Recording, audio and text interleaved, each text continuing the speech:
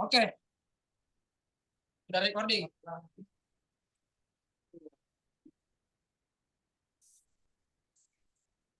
Ya, bismillahirrahmanirrahim.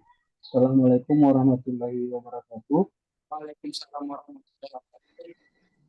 Ya, alhamdulillahirrahmanirrahim. Wassalatu wassalamu ala asyrafil anbiya'i wal mursalin wa ala alihi washabihi ajmain, amma ba'd. Yang terhormat, yang kami hormati Bapak Pembina Himpunan Pemuda Sulawesi Selatan, Bapak Lukmanul Hakim. Yang terhormat Ketua Umum Himpunan Pemuda Sulawesi Selatan, yang kami banggakan kepada seluruh pengurus Himpunan Pemuda Sulawesi Selatan yang hadir pada malam hari ini. Yang saya banggakan juga para peserta yang sudah bergabung dalam sharing season pada malam hari ini yang akan kita bahas bersama dengan para pakar dari Sulawesi Selatan. Yang pertama dari Kakanda Andi Mahesa, kemudian yang kedua Andi Muhammad Yahya Usman. Baik, untuk mempersingkat waktu, acara pertama yaitu sambutan dari ketua dari pembina Himpunan Pemuda Sulawesi Selatan, Bapak Lukmanul Hakim. Kepada Bapak Lukmanul Hakim, kami persilahkan.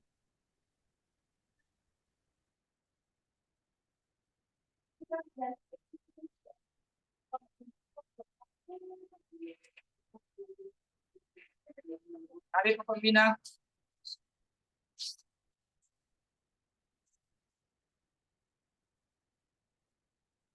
Oke, Assalamualaikum warahmatullahi wabarakatuh. Selamat malam, salam sejahtera buat kita semua. Om Swastiastu, Nama Budaya, salam kebajikan. Terima kasih buat teman-teman yang sudah hadir pada malam hari ini. Tentunya kita ketemu lagi dengan sharing session yang kedua. Mudah-mudahan ini bisa menambah rasa kebersamaan kita, rasa kekeluargaan kita, rasa cinta kampung sendiri gitu ya. Kita sementara masih melalui online seperti ini tentunya tidak menyurutkan kita punya semangat untuk terus berbagi, bermanfaat bagi semuanya. Terima kasih buat narasumber, ada saudara kita Bapak Abdi Mahesa ya kan, budayawan muda Sulsel, terus juga telah hadir juga sahabat kita Wakil Ketua Umum ya Bapak Andi Muhammad Yahya. Bung, ini kan masih muda-muda, ini harus dipanggil Bung, jangan dipanggil Bapak, Bung ya kan, pemuda itu kan nyong Bung. Nah, jadi santai-santai saja ya. Semoga kita tahu sendiri, kita baru dilantik ya kan, kita baru penyesuaian adaptasi, tentunya ini memperluas kita punya magnitude ya kan, kalau bahasanya itu magnitude-nya kita lebih luaskan dulu ini melalui online melalui kegiatan-kegiatan seperti ini. Dan kita tahu banyak bahwa kita harus berbangga ya, sebagai saya, terutama saya bisa bangga bisa bergabung dengan HPSS. Terus kita juga bangga bahwa kita memiliki ciri khas budaya masyarakat Sulawesi Selatan yang terdiri dari 3 suku ya, mungkin nanti dikoreksi sama Bung Abdi Mahesa ya kan. Ada suku Bugis, ada suku Makassar, ada Toraja. Nah, ini Sulawesi Selatan luas sekali, kita mulai dari pertama itu dia punya adat ya, sebagai pondasi terkait dengan budaya ya. Selain tentunya kalau kita yang beriman, pertama itu agama, yang kedua itu adalah sistem adat yang luar biasa.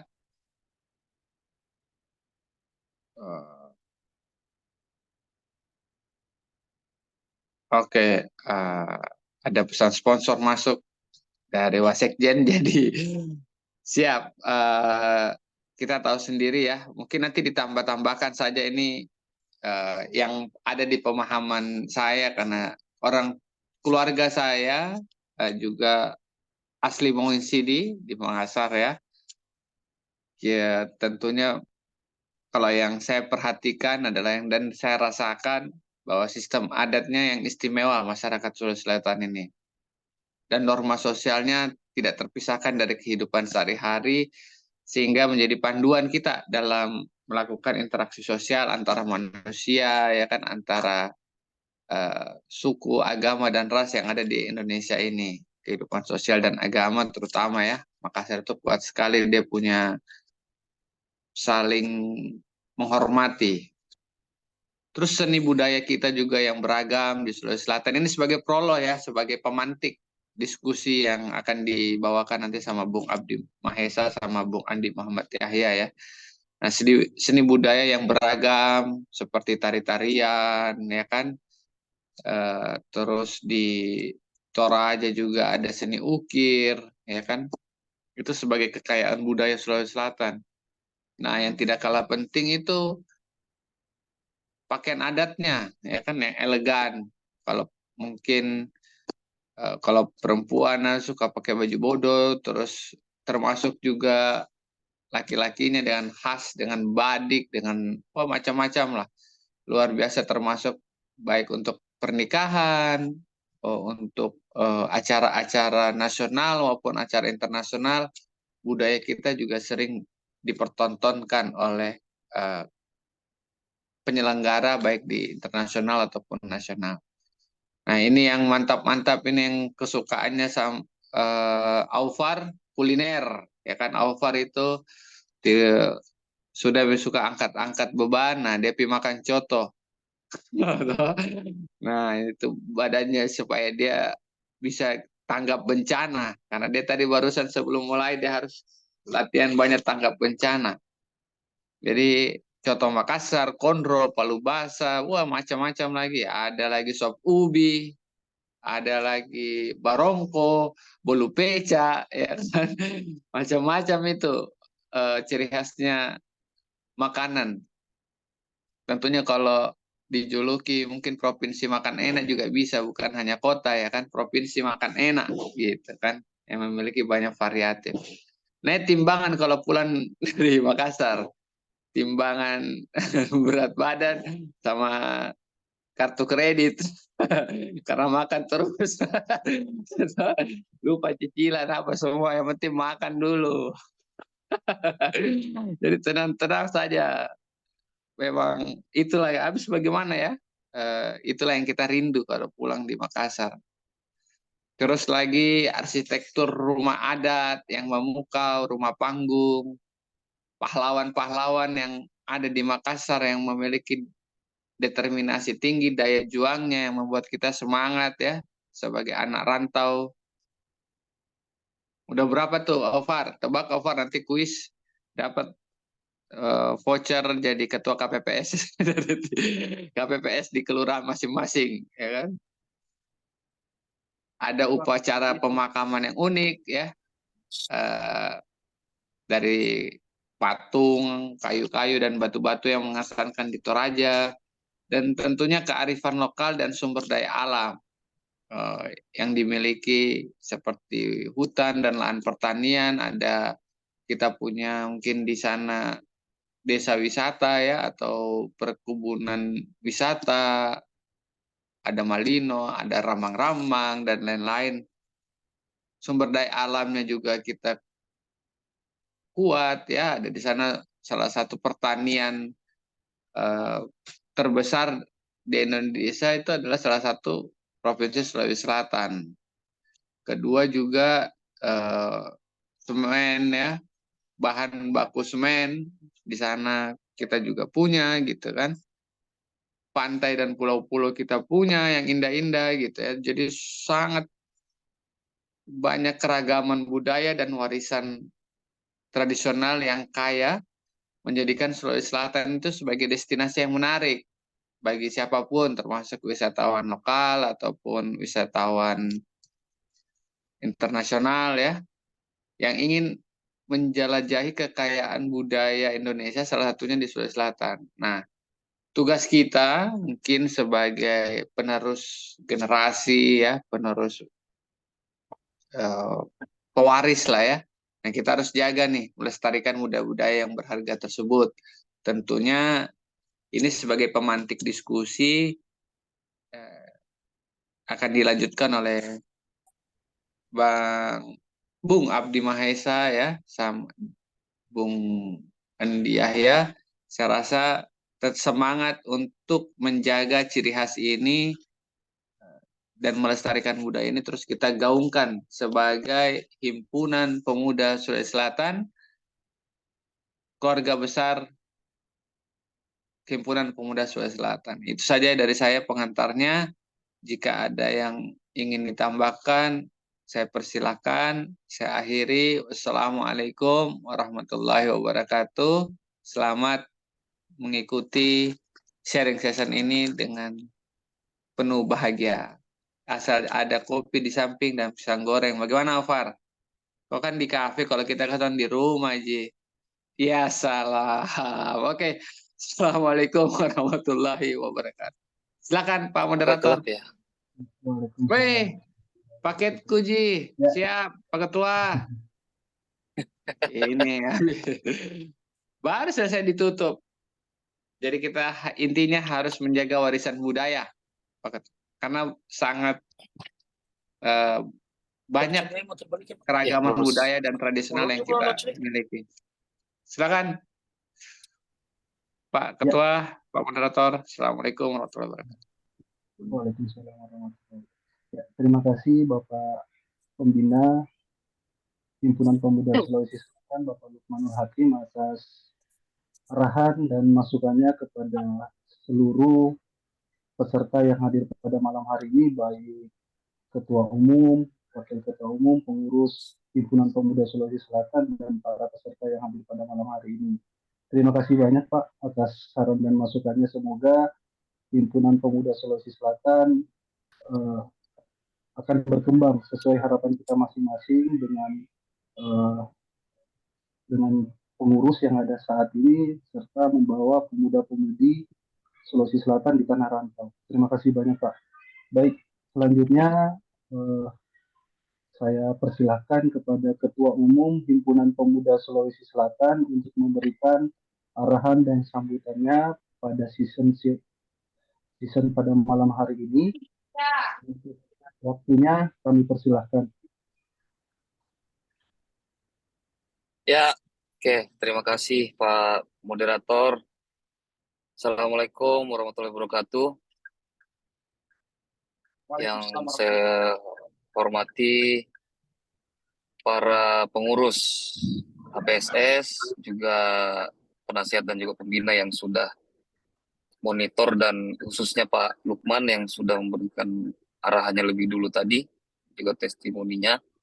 Juga yang bersama-sama kita hormati para narasumber, Bang Abdi Mahesa dan juga Bang Andi Yahya yang kebetulan juga sebagai Waketum HPSS.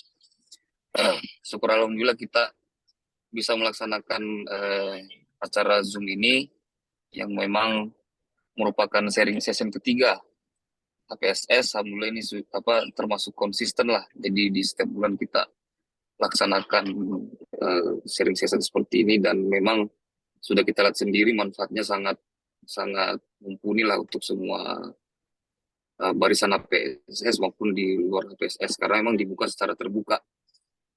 Pertama kita dulu waktu itu membahas pemilu, juga kemudian melanjutkan dengan membahas tentang ekonomi kreatif, dan kali ini kita membahas tentang rekam jejak kultur Sulawesi Selatan. Saya kira ini juga pemilihan diksi yang sangat tepat. Karena apa? Karena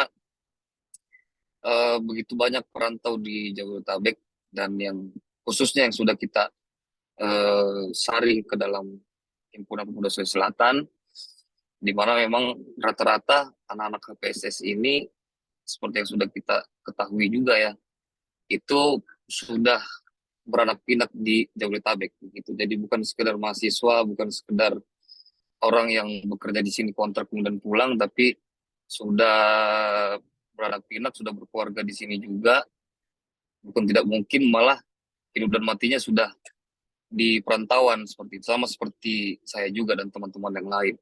Sehingga pentingnya ulasan tentang kultur sosial ini menjadi unsur yang sangat penting untuk dibahas, karena akan mengingatkan kita kepada kebiasaan-kebiasaan dan juga kultur budaya Sulawesi Selatan yang memang harus kita jaga begitu. Karena kalau kita mau flashback lagi atau kita mau membahas secara prinsip, bahwasanya salah satu kunci kesuksesan orang-orang Sulsel yang ada di Jabodetabek itu pastinya saya yakin betul salah satunya karena mereka berhasil mempertahankan kebiasaan-kebiasaan dan juga budaya-budaya Sulsel yang positif. Sama seperti kemarin pada saat kita melakukan pelantikan, Bang Abdi pada saat itu juga memberikan transfer knowledge-nya di depan di podium, dan memang semua, saya kira waktu itu semua pengurus dan juga pembina sangat terkesima begitu melihat materi-materi dari Bang Abdi yang memang sangat jarang disampaikan belakangan ini, terutama dari kaum pemuda lah, seperti salah satunya Bang Abdi yang biasanya kita cuma bisa lihat beliau di TV kan, di Net TV, di Trans TV, dia mengulas tentang rekam jejak Sulsel segala macam.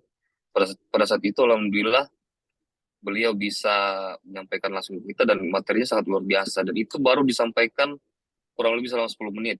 Sudah banyak isinya, daging semua, apalagi malam ini dibuatkan forum khusus untuk membahas tentang budaya-budaya Sulsel dan mengingatkan kita kepada kebiasaan-kebiasaan atau kultur Sulsel yang harus kita tetap kita jaga ke depan seperti itu, tetap kita terapkan di kehidupan sehari-hari. Yang tentunya yang positif-positif. Saya kira ini sangat penting materi hari ini bagi yang akan dibawakan oleh Bang Abdi. Semoga bisa bisa memberikan materi atau pemahaman-pemahaman, mengingatkan kembali kultur-kultur Sulsel kepada teman-teman yang memang sedikit banyaknya anak-anak HPSS juga sudah jarang pulang kampung atau lahir dan besar juga di Jakarta. Nah, ini bisa diulas kembali, diingatkan kembali apa pentingnya kultur Sulsel untuk diterapkan di dalam perantauan, terutama dalam sisi positif. Begitu juga dengan Pak Waket yang juga sangat saya tahu beliau juga kolektor, salah satu pemuda yang sampai saat ini masih survive dan konsisten dalam mengkoleksi barang-barang antik yang berasal dari Sulawesi Selatan. Ini sangat diapresiasi dan tidak bisa berhenti hanya di sini, tapi juga harus terus terus digali, terus dipertajam, dipertebal, sehingga anak-anak muda Sulsel di Jakarta berhimpun bukan sekedar untuk nongkrong, bukan sekedar untuk sharing, tapi juga bersatu, berhimpun untuk mempertahankan budaya-budaya Sulawesi Selatan. Karena saya yakin sekali budaya-budaya Sulawesi Selatan juga sangat baik, sangat bagus, dan sangat bisa kita banggakan kepada teman-teman kita di suku lain, terutama dalam interaksi sosial sehari-hari kita. Ada yang kuliah, ada yang sekolah, ada yang kerja. Saya pikir itu salah satu kunci kita bisa survive di perantauan adalah dengan kita membawa nilai-nilai kultur Sulawesi Selatan. Oleh karena itu, tentunya kita semua berharap malam ini semuanya bisa dikupas tuntas. Ketika Bang Abdi juga para narasumber sudah menyampaikan materi, diharapkan teman-teman juga bisa aktif untuk bertanya, karena pasti banyak sekali pertanyaan-pertanyaan yang bisa diperjelas. Mumpung Bang Abdi sukarela lah beliau memberikan materi, ya inilah kesempatan kita untuk sharing-sharing kepada beliau, sehingga kita bisa lebih tahu lagi.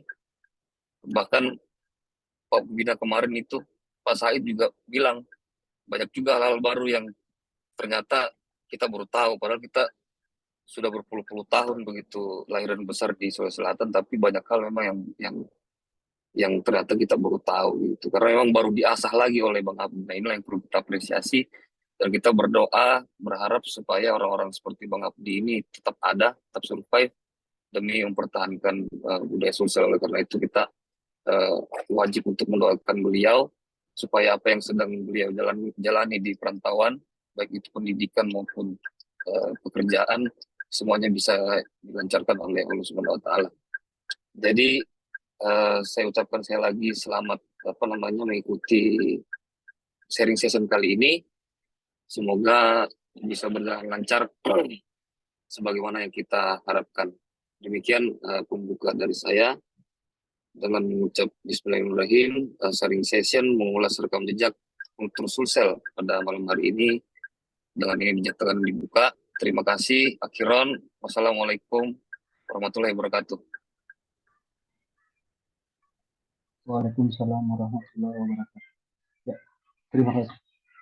Terima kasih atas arahan dan sambutannya oleh Ketua Umum Himpunan Pemuda Sulawesi Selatan, Kanda Rio Farieza, SHMH. Oke, baik, untuk mempersingkat waktu, mari kita sama-sama masuk dalam acara sharing season pada malam hari ini.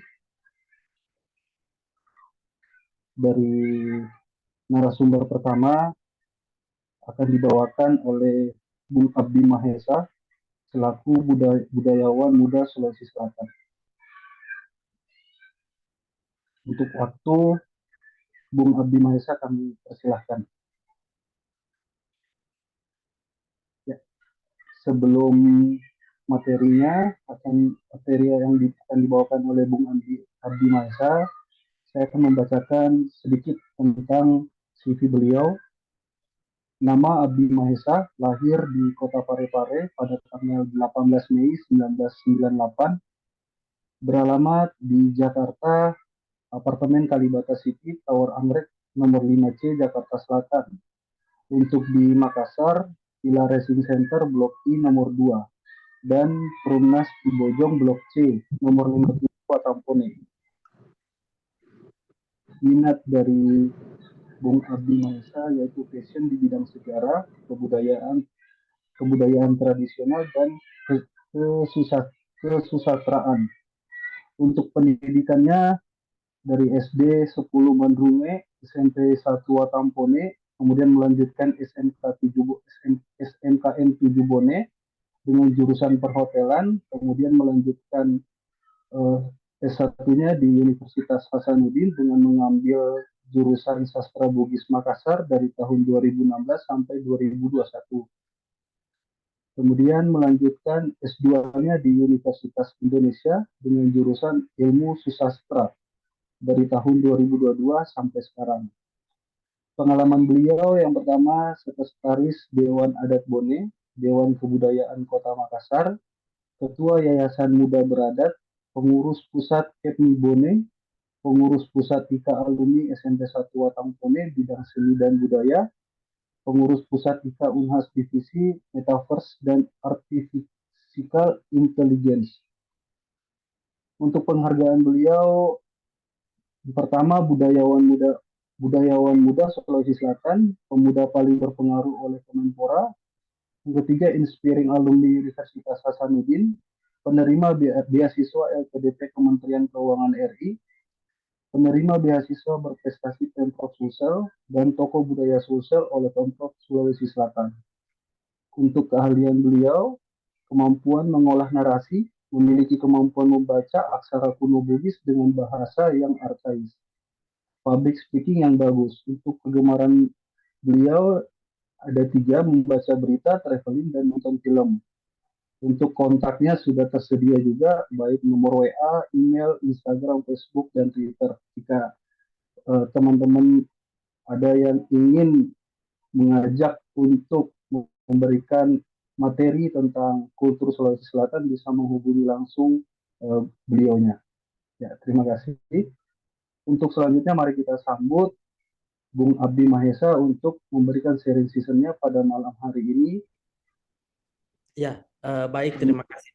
Ya, terima kasih banyak Kakanda moderator. Izin saya Kak Adnan dan teman-teman Bapak Ibu dari HPSS Sulawesi Selatan Saya sangat senang, sangat bangga, sangat terharu dapat kesempatan untuk menyapa dan memberikan pandangan sekaitan dengan eh, eh, kebudayaan kita yang ada di Sulawesi Selatan. Semoga dalam momentum webinar pada malam hari ini bisa membawa kita semua untuk kembali ke kampung kita, melihat bagaimana sisi kebudayaan yang masih hidup sampai hari ini, dan semoga semangat pulang kampung bisa terbangun dalam webinar kali ini. Seperti kita tahu sekarang bahwa saya juga tidak pernah membayangkan akan menjadi pasompe, saya tidak pernah membayangkan akan menjadi perantau. Saya ini tipikal orang yang jago kandang. Saya merasa diri enak kalau di Makassar, Rewa ya. Tetapi setelah 4 bulan tinggal di sini, rupanya disitulah nyali orang Makassar diuji. Disitulah nyali orang Bugis Makassar ditantang bagaimana dia mampu menjadi orang yang berpengaruh dan bagaimana dia mampu menjadi orang yang rewa. Rewa bukan berarti secara definisi orangnya jagoan, tetapi dia memiliki nyali dan tekad ya. Izin operator untuk slide selanjutnya. Izin untuk slide selanjutnya. Ya, kita tahu bersama bahwa Sulawesi Selatan dengan segala kearifan lokal yang dimiliki dan sumber daya manusianya menjadikannya sebagai salah satu provinsi yang diperhitungkan dengan ragam adat istiadat, budaya, dan seni. Kebudayaan Sulawesi Selatan adalah kebudayaan tradisional dan komunal dengan corak pertanian, kelautan, dan perdagangan yang menjadi mata pencarian utama masyarakatnya. Ciri pluralitas dari Sulawesi Selatan ada pada 4 suku mayor, yaitu Bugis, Makassar, Toraja, Mandar, dan sedikitnya ada 10 minor atau etnis di dalamnya. Pola-pola kehidupan tradisional dan pengalaman historis yang panjang serta inovasi yang masih membuat suku bangsa di Sulawesi Selatan dikenal sebagai individu yang berkebudayaan tinggi. Hal ini dilihat dari konsep berpikir, sistem nilai, hingga tatanan sosial yang menghimpun kompleksitas kebudayaan yang hari ini masih kita bisa jumpai secara fisik dan non-fisik. Oke, slide.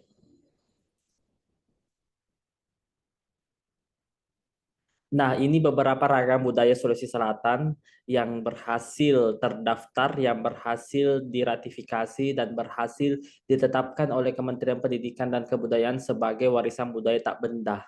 Ya, ini patut kita kenal, ini patut kita jaga, dan dari 10 bagian ini sesuai dengan Undang-Undang Pemajuan Kebudayaan.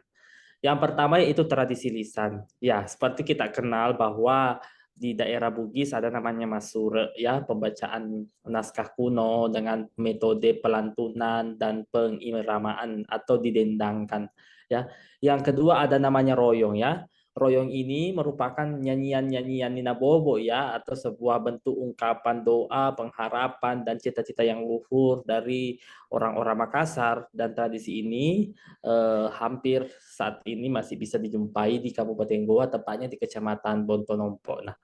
Nah, di tradisi royong ini biasanya hampir mirip dengan elong pakio bunting ya bagi kita yang berdomisili di Kabupaten Takalar. Ini royong ini cukup populer, tapi dalam perkembangannya ini akan semakin hilang karena pertama kemampuan berbahasa Makassar Tulen yang semakin kurang, yang kedua itu adalah irama-iramanya yang makin hari makin sulit untuk diidentifikasi, dan selanjutnya karena adanya tradisi ini sudah tidak terlalu penting ditampilkan dalam acara-acara yang bersifat profan. Nah, ya, yang selanjutnya adalah sindrili ya. Sindrili ini salah satu bentuk syair yang diiringi dengan alat musik yang bernama kesok-kesok ya. Sindrili ini mayoritas berkisah tentang syair perang Makassar yang dikubah pada abad ke-17. Nah, sindrili ini berkembang menjadi pembacaan kisah sahibul hikayat atau riwayat kepahlawanan. Nah, selanjutnya adalah kalindada yang berasal dari Toraja. Ini kalindada ini merupakan bentuk nyanyian atau bentuk ungkapan doa dan cita-cita dari orang yang ditinggalkan sepeninggal dari anggota keluarganya. Biasanya ini dinyanyikan pada saat rambu solo. Selanjutnya ada mangaru ya, ini cukup panjang juga ya. Mangaru ini mungkin teman-teman sudah paham, mangaru dan mangosong itu secara istilah berbeda tetapi secara teknis sama. Ini secara fungsi adalah ikrar atau syair yang disampaikan saat terjadi perang. Ada selanjutnya ada dide. Dide ini berasal dari Selayar. Ini merupakan tradisi lisan yang mengiringi tradisi yang bernama Ad Dingin-Dingin. Jadi tradisi ini cukup berkembang juga di Kabupaten Selayar. Ada Kelong Bati-Bati, ya ini berkembang di suku Makassar yang biasanya dinyanyikan kepada anak yang masuk di usia remaja. Dan ada namanya Kondo Bule. Ini tradisi yang berkembang di masyarakat pertanian di Kabupaten Maros dan Pangkep yang berkisah tentang seekor burung bangau ya, berburung bangau bersama petani. Yang ini juga dinyanyikan oleh para pemainnya. Ini berbentuk semi teater ya. Selanjutnya ada manuskrip ya. Kita di Sulawesi Selatan sangat kaya dengan manuskrip, 80% berbahasa Bugis, 20% berbahasa Makassar. Namun kenapa manuskrip berbahasa Makassar itu kurang banyak, tidak sebanyak bahasa Bugis? Karena di saat penjajahan, orang Makassar dikenal suka melawan, suka memberontak, dan sangat anti terhadap Hindia Belanda. Beda sama orang Bugis yang kooperatif, sedikit diplomatis, sehingga banyak naskah-naskah Bugis yang terawetkan. Sedangkan Makassar penuh dengan riak-riak, penuh dengan perlawanan, penuh dengan pertentangan dan konflik yang begitu mendalam, sehingga orang Belanda susah untuk mengidentifikasi naskah-naskah yang dari Makassar. Manuskrip yang dominan dikenal itu adalah Lagaligo, ada Pau-Pau Rikadong, ada Hikayat ya. Hikayat ini bisa disebut kalau di Makassar itu lazim disebut dengan istilah Sindrilik Jaya Langkara, Siti Naharira, dan juga kisah dari kepahlawanan Demangale. Selanjutnya ada Lontara ya. Ada lontara. Lontara itu ketika kita menyebut lontara itu merujuk pada 3 pemahaman. Pertama, lontara itu sebagai huruf. Yang kedua itu lontara sebagai ilmu pengetahuan. Yang ketiga, lontara itu sebagai naskah atau manuskrip yang di dalamnya memuat cerita-cerita. Selanjutnya ada adat istiadat. Ya, adat istiadat itu mungkin kita kenal dengan Tudang Sipulung atau Mempo Sipitangardi untuk merumuskan, untuk mencari jalan keluar persoalan yang dihadapi. Ada Mauduk Lompoa yang biasanya dilaksanakan di daerah-daerah yang kental dengan kerajaan seperti di Galesong, seperti di Patene, seperti di daerah Cikoang ya. Mauduk Lompoa ini adalah bentuk Islamisasi secara kultural yang dibangun oleh masyarakat untuk memperingati refleksi kelahiran Nabi Muhammad ya.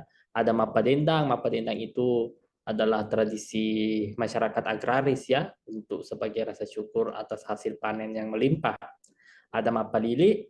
Mapalili ini mungkin di Makassar juga dikenal.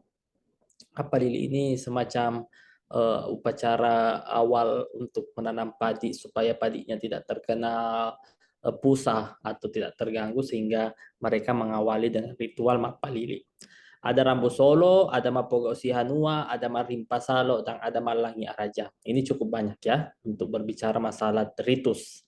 Selanjutnya ada pengetahuan tradisional ya. Kita di Sulawesi Selatan sangat kaya, sangat kental, dan sangat berlimpah pengetahuan tradisional yang itu membutuhkan tangan-tangan akademik untuk mengkaji lebih dalam, memperdalam perspektif, dan juga melihat secara empiris dan dengan perspektif yang lebih positivistik tentang bagaimana ini pengetahuan tradisional dibina, dirawat, dikembangkan, dan juga dikompensi hingga hari ini ya.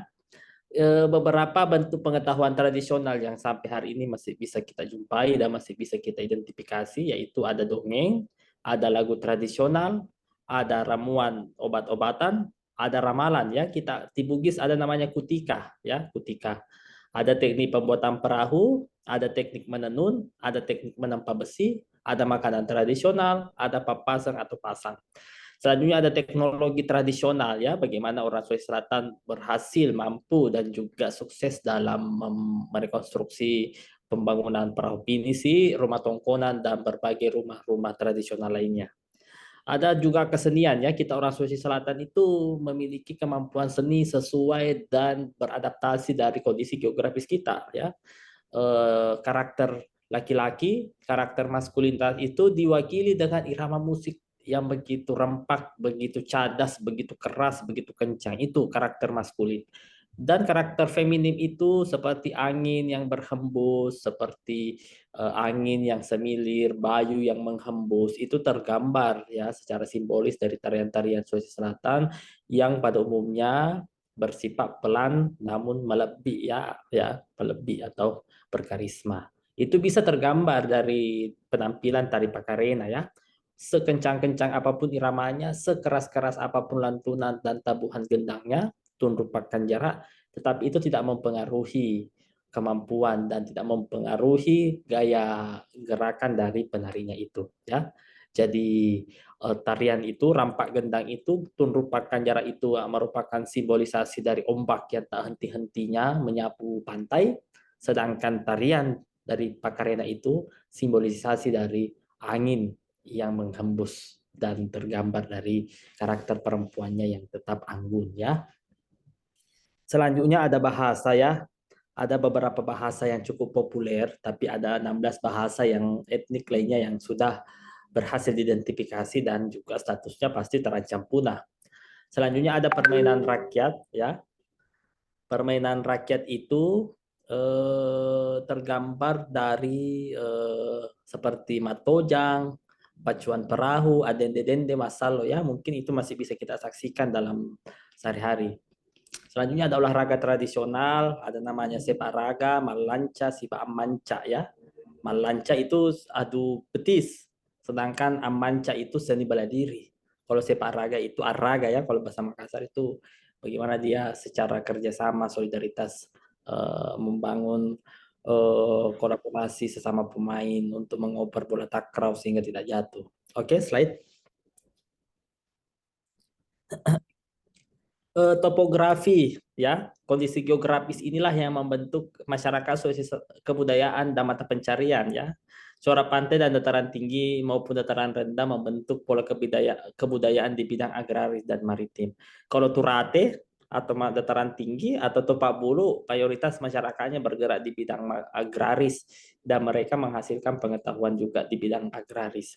Sedangkan masyarakat Tulembang atau dataran rendah, kalau di Bugis namanya Patasi, mereka lebih banyak mendominasi pantai-pantai dan juga lebih mengenal lebih kaya istilah-istilah dan juga pandangan-pandangan tentang pengetahuan seputar ilmu kemaritiman ya. Oke, slide.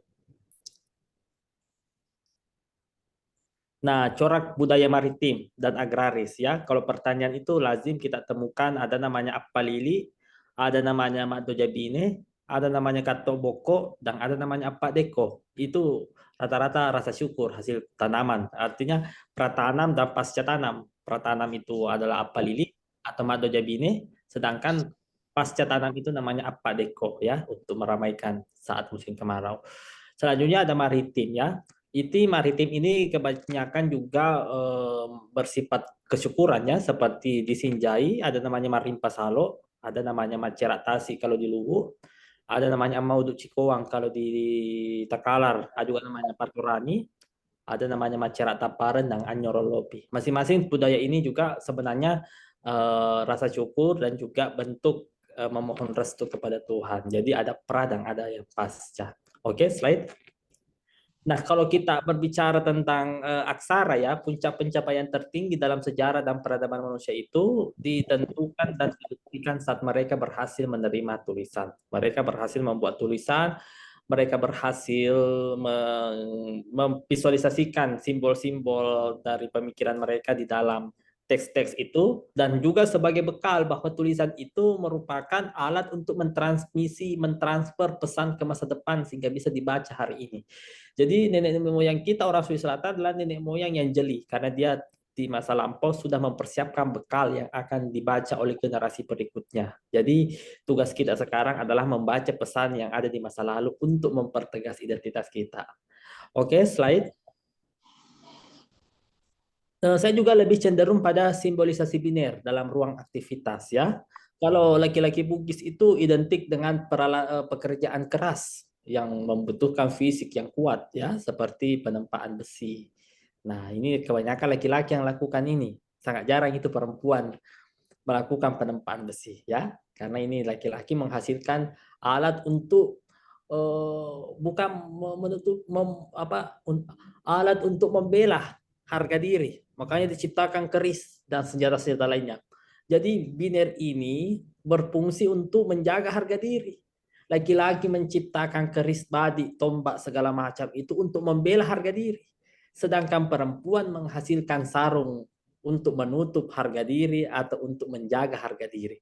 Jadi yang mereka ciptakan ini tidak lain dan tidak bukan adalah untuk menjaga harga diri.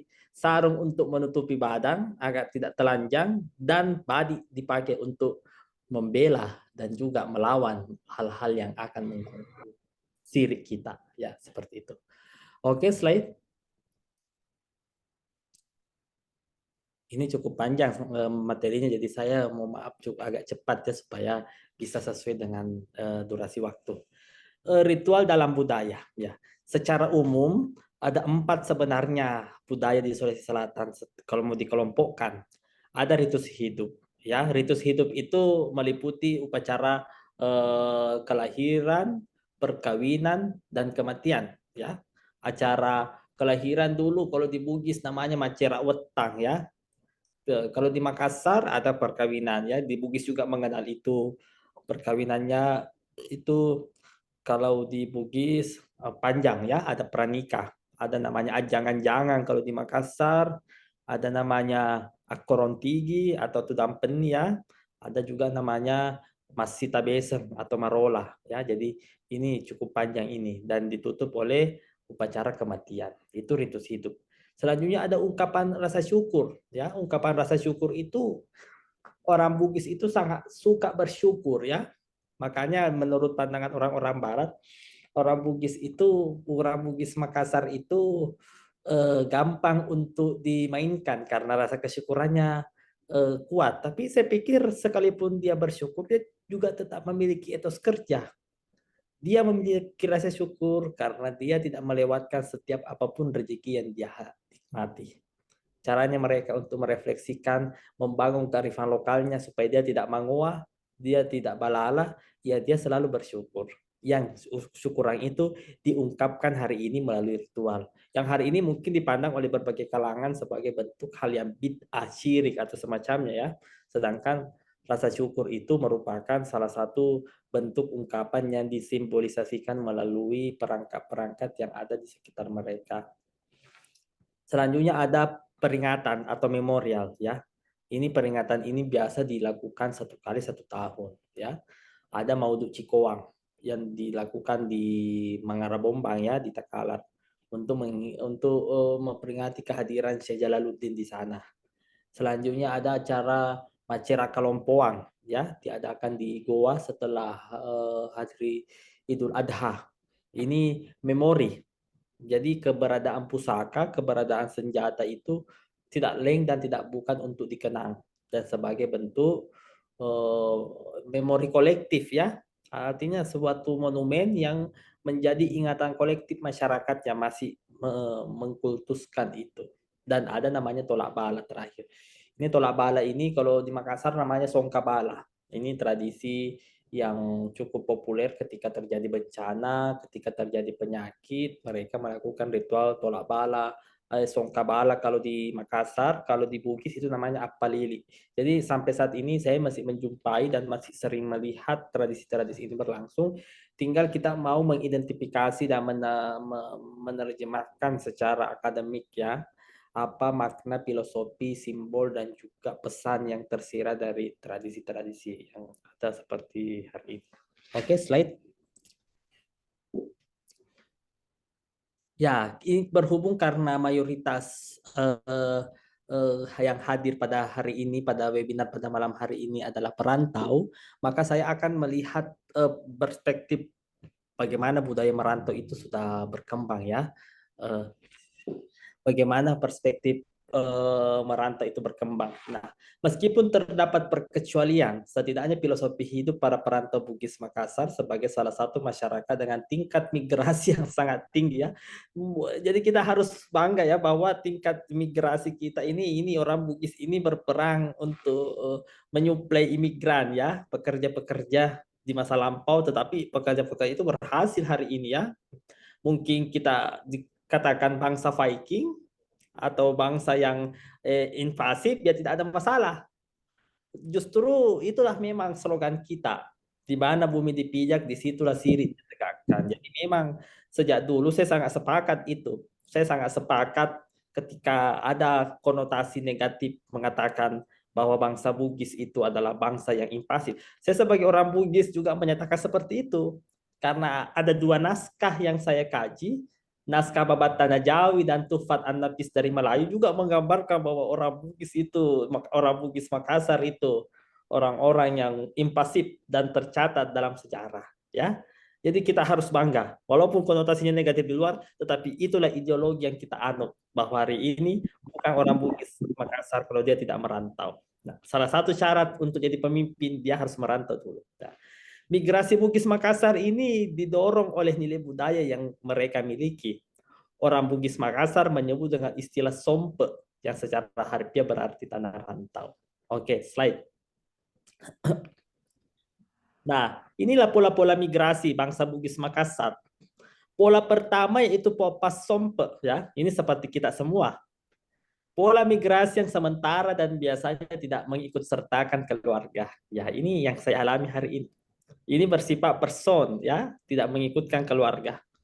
Kalau mengikutkan keluarga yang keluarga inti karena kekacauan politik, nah ini mungkin sudah tidak mungkin terjadi ini karena di Sulawesi Selatan tidak terjadi kekacauan. Ini terjadi pada abad ke-19 dan abad ke-17, ya. Ada namanya Maleke Dapurang.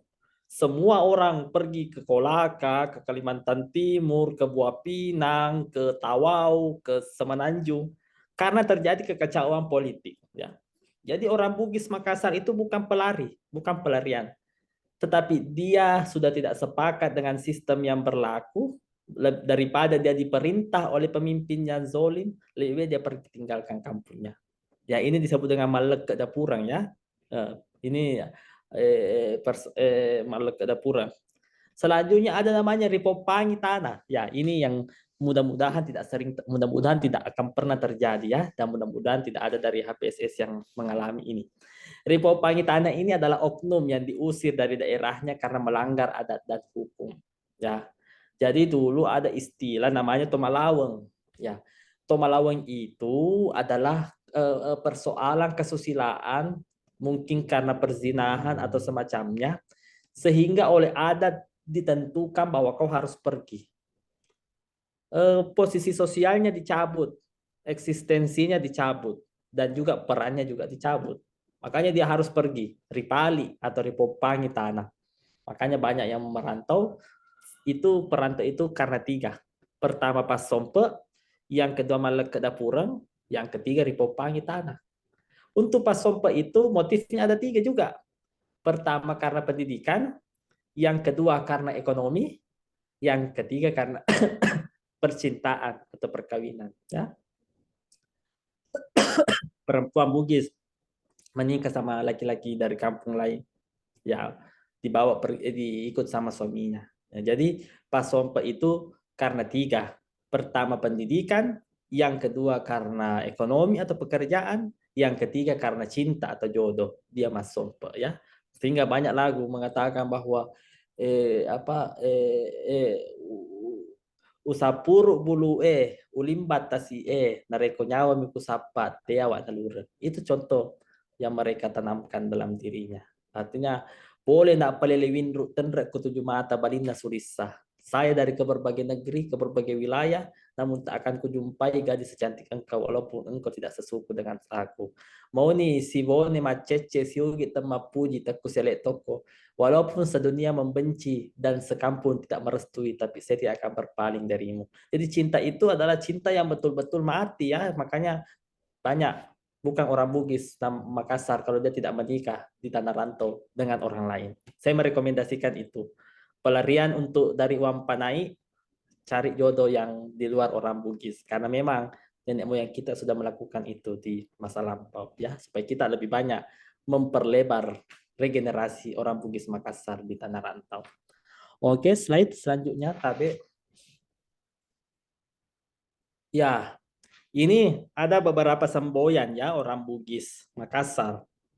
Mohon maaf kebanyakan pakai bahasa Bugis, ya, karena ini yang saya temukan. Ada kata ulet biram matemak darai na matemalupu. Artinya mendorong seseorang untuk berikhtiar dengan cara apapun agar mampu memenuhi kebutuhan hidupnya, baik di masa kini maupun di masa depan. Itu kata pertama. Yang kedua, kega sanre lo pie, koni ro ripalabu sengerenge. Sebuah ungkapan bahwa manusia mampu beradaptasi dan berafiliasi dengan lingkungan baru. Hal tersebut diibaratkan sebagai perahu. Di mana perahu tersebut tertambat, di sana pula lah mereka mengadu nasib dan kehidupan barunya. Selanjutnya ada kata, ia pamuita dece nerekumu salewi kampungmu. Nanti kamu mendapatkan kebaikan ketika kamu meninggalkan negerimu. Reso natinulu temangingi na malomo na lete pamase dewata. Hanya kerja keras dan keuletan tiada jemu yang menjadi titian memperoleh rahmat Tuhan. Pura babar hak sompekku, pura gunciri gulingku, kual yang italang ada tualia. Layarku telah kukembangkan, kemudiku telah kukencangkan. Saya lebih memilih tenggelam daripada surut ke pantai. Engka pasar lipuku, balanca ki kampungku, ini nawang ku sapa.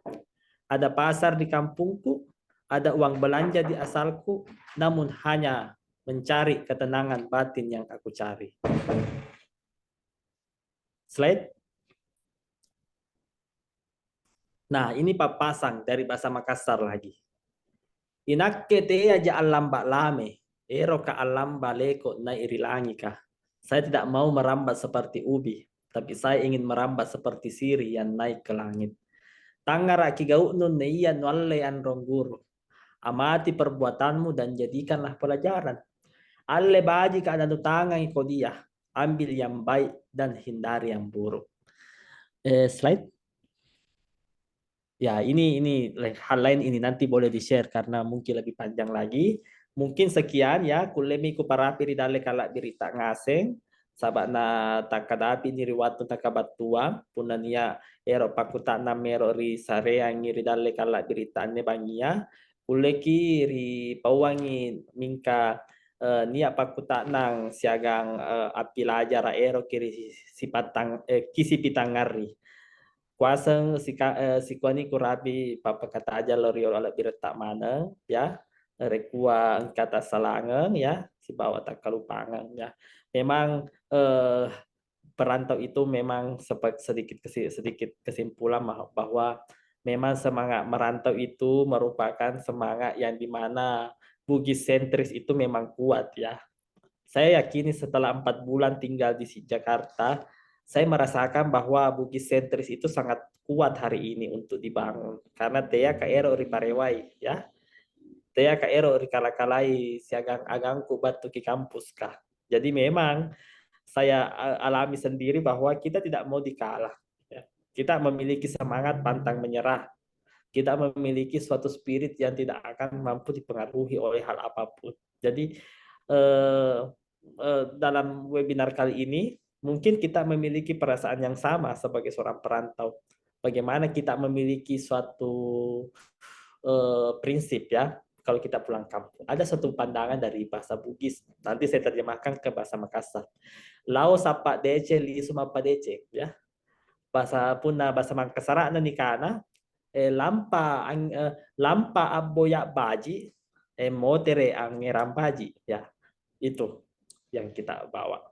Mungkin sekian. Thank you very much. Billahi taufiq wal hidayah. Assalamualaikum warahmatullahi wabarakatuh.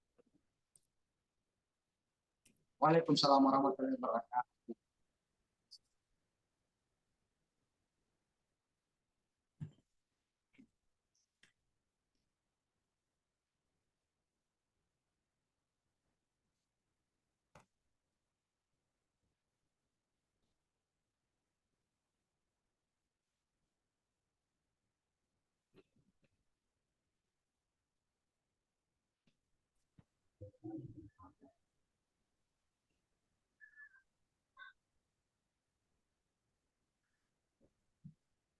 Ya, tes. Halo.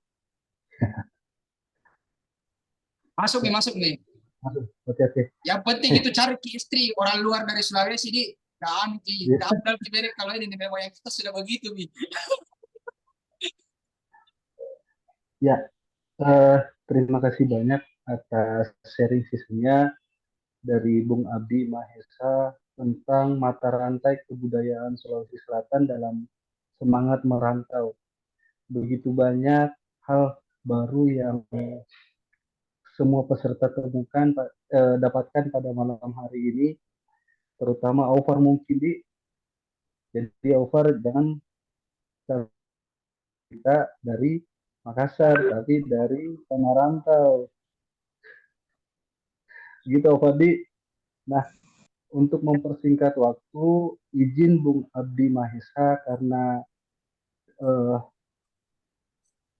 karena pembicara kedua di jam 10 nanti ada kegiatan lain untuk season tanya jawab, mungkin bisa sesudah pembicara kedua Bung Abdi Mahesa. Izin sebelumnya.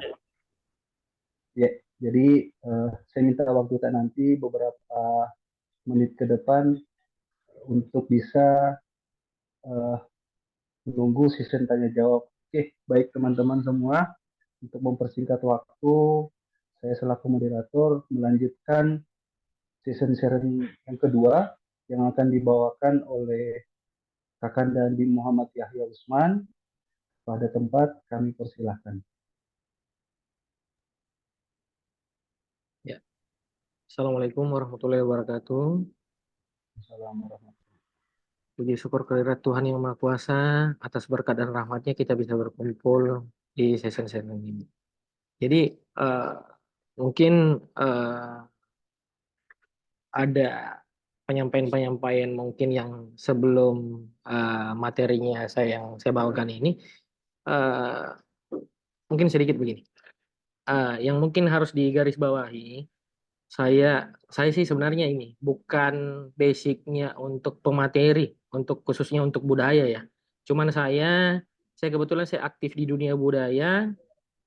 Saya ikut di komunitas pecinta pusaka ya, khususnya untuk pecinta pusaka di Sulawesi Selatan. Mulai dari tahun 2015 sampai sekarang. Itu aja mungkin, dilanjut aja mungkin ininya. Di untuk CV-nya ya, dibacakan aja dulu mungkin sebelum saya masuk ininya. Iya ya, baik. Izin. Sebentar. Oke, baik. Saya lanjutkan dulu untuk CV dari Bung Andi Muhammad Yahya.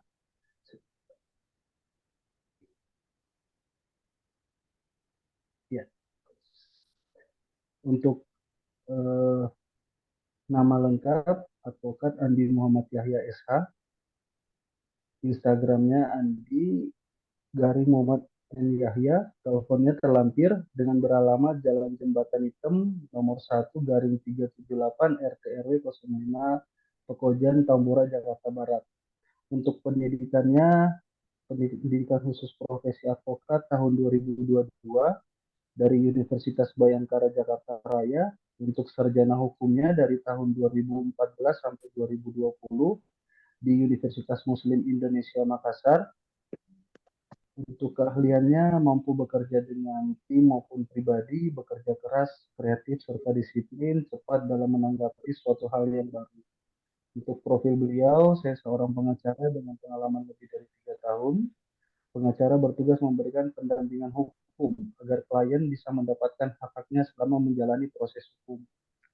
Untuk data pribadi, tempat tanggal lahir, Ujung Pandang, 23 April 1995, agama Islam, status belum menikah, kewarganegaraan Indonesia, jenis kelamin laki-laki. Untuk pengalaman kerja beliau, pertama kepala divisi advokat, kepala litigasi dari bulan Maret 2022 sampai sekarang di Law Firm Advocatic daerah Jakarta Barat. Kemudian anggota PBH, Pos Bantuan Hukum Peradi DPC Jakarta Barat dari Agustus 2022 sampai sekarang. Kemudian dilanjutkan Kepala Divisi Litigasi LBH September 2020 sampai 2023 di Mahkamah Pusat Keadilan Bekasi Kabupaten Jawa Barat. Selanjutnya advokat dari November 2020 sampai Januari 2022 di kantor advokat WJS and Partner. Jadi beliau sangat berpengalaman bekerja di bagian advokasi, jadi mungkin bagi teman-teman di pengurus Himpunan Pemuda Sulawesi Selatan, baik itu pengurus maupun anggota, jika ada kendala di bidang hukum bisa menghubungi langsung kakanda kita Andi Muhammad Yahya Usman. Baik, untuk mempersingkat waktu, ya, kami persilakan untuk menyampaikan materi yang disampaikan. Dipersilakan. Assalamualaikum warahmatullahi wabarakatuh. Waalaikumsalam warahmatullahi wabarakatuh. Terbaca jadi Pak Warset. Siap, siap. Jadi mungkin kita bisa mulai untuk ininya ya, Deng ya, untuk materi pertamanya. Mungkin saya bisa sampaikan ke teman-teman yang lain. Izin, moderator.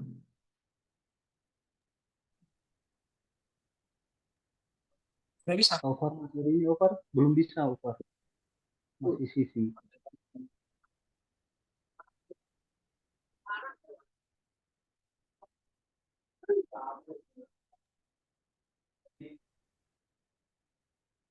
Tapi terbaca nih? Siap, siap. Silakan. Jadi sebelum saya ini masuk di materinya ini, mungkin ada beberapa di teman-teman yang lain, khususnya yang lahir dan besar mungkin bukan di Sulawesi Selatan. Jadi sebenarnya budayanya khususnya di Sulawesi Selatan khususnya itu beragam macam. Khususnya di Sulawesi Selatan sih sebenarnya ada 4 suku yang besar.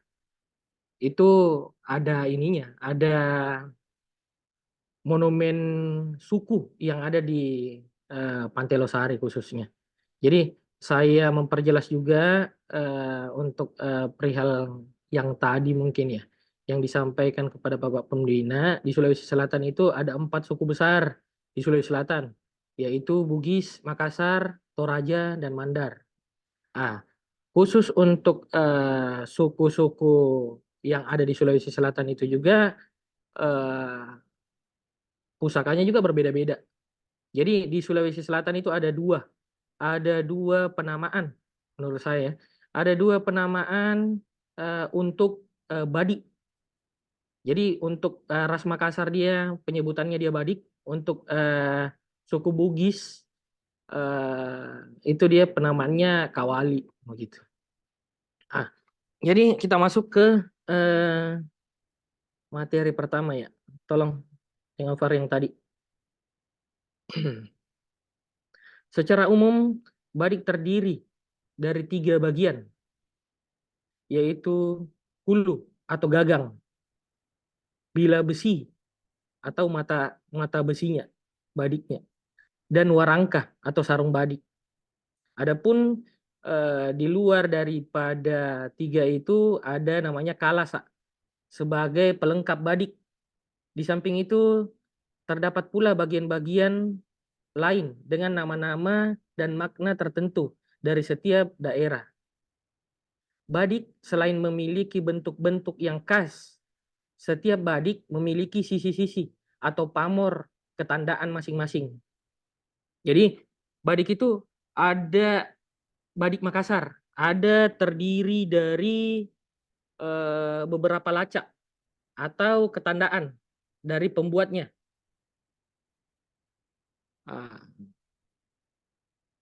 Mungkin bisa dengan Far yang ya itu, oke. Badik Makassar itu ada 6 lacak di situ. Ada namanya lacaknya itu lacak Taeng, Panjarungan, Campagaya, Kampung Batu, Bengo atau Lengkes, Cindakko. Jadi ada beberapa lacak atau leher dari badik itu yang menandakan pembuatnya atau di mana tempat dibuat badik itu. Jadi khusus untuk badik Makassar itu ada 6 lacak atau ketandaan dari pembuatannya atau tempat pembuatan badik itu. kita ke Badik Bugis ya untuk mempersingkat waktu. Jadi di Badik Bugis itu ada 5 lacak.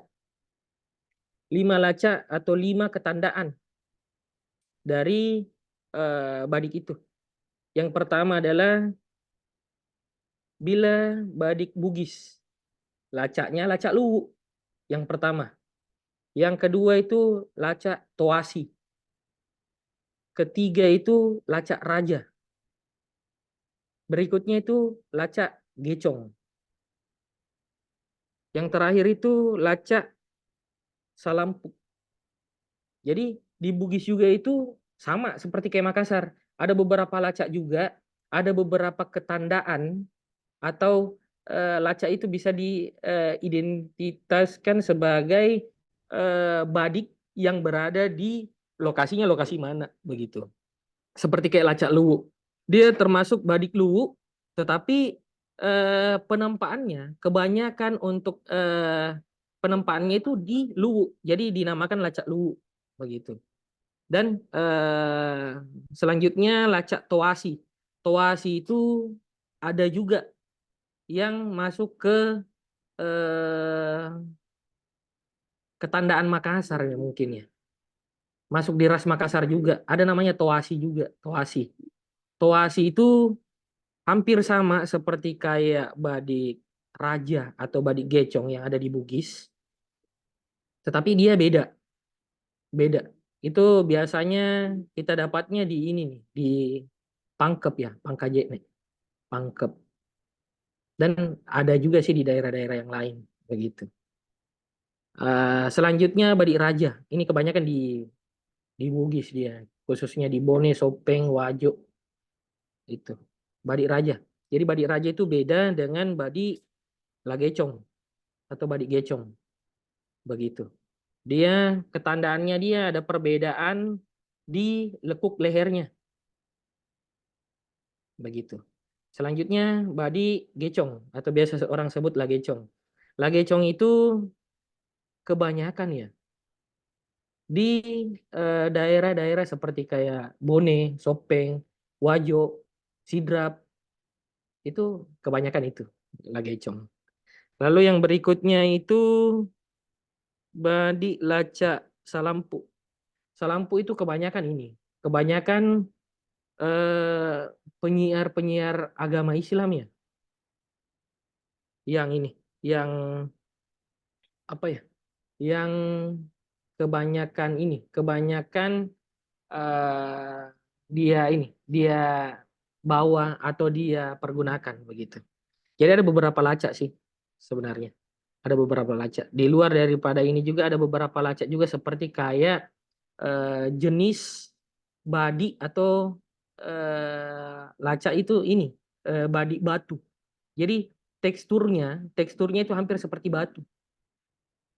Dan ada juga tubang. Tubang itu apa ya? Seperti dia badik, tetapi ada ketandaan. Ketandaannya itu ketandaan pese. Pese itu seperti pijatan tangan. Jadi di badik ketandaannya itu dia pakai tangan dia. Itu namanya badik pese. Begitu. Ada beberapa jenis-jenis badik lain sih yang mempunyai ketandaan-ketandaan yang lain-lain gitu. Seperti kayak pese masuk ke pamor lagi kan begitu. Oke. Yang berikutnya di Ngovar jenis ragam bentuk pangulu dan warangka badik Sulawesi Selatan. Jadi kebanyakan badik di Sulawesi Selatan itu ketandaannya itu yang lebih kentara ya atau lebih spesifik itu di pegangannya. Jadi ada beberapa pangulu atau pegangan badik itu yang bermacam-macam. Mungkin bisa dilihat di sini itu badik atau pangulu dari Bone atau Sopeng. Ada lagi Pangulu dari Luwu yang di tengah tuh di atas. Ada lagi Pangulu dari Sidrap ya, Sidrap, Kabupaten Sidrap, dan banyak lagi sih. Khususnya kalau yang di bawah ini Makassar. Makassar cuma dua ini ya, dua Pangulu. Nah, yang khususnya yang saya lebih tahu itu yang di bawah sebelah kanan itu adalah Pangulu Badi Makassar. Kalau yang panjang itu Pangulunya namanya Pangulu Pasole. Biasa orang-orang dulu memakainya untuk bepergian, merantau itu. Jadi dipergunakan untuk pertahanan juga. Jadi dia mempunyai ujung, dua dua senjata ya. Dua ujung, yang satu itu bilahnya yang mungkin bisa dikategorikan alat tikam. Yang kedua ini pangulunya. Pangulunya itu bisa dipergunakan juga untuk alat pertahanan diri. Begitu.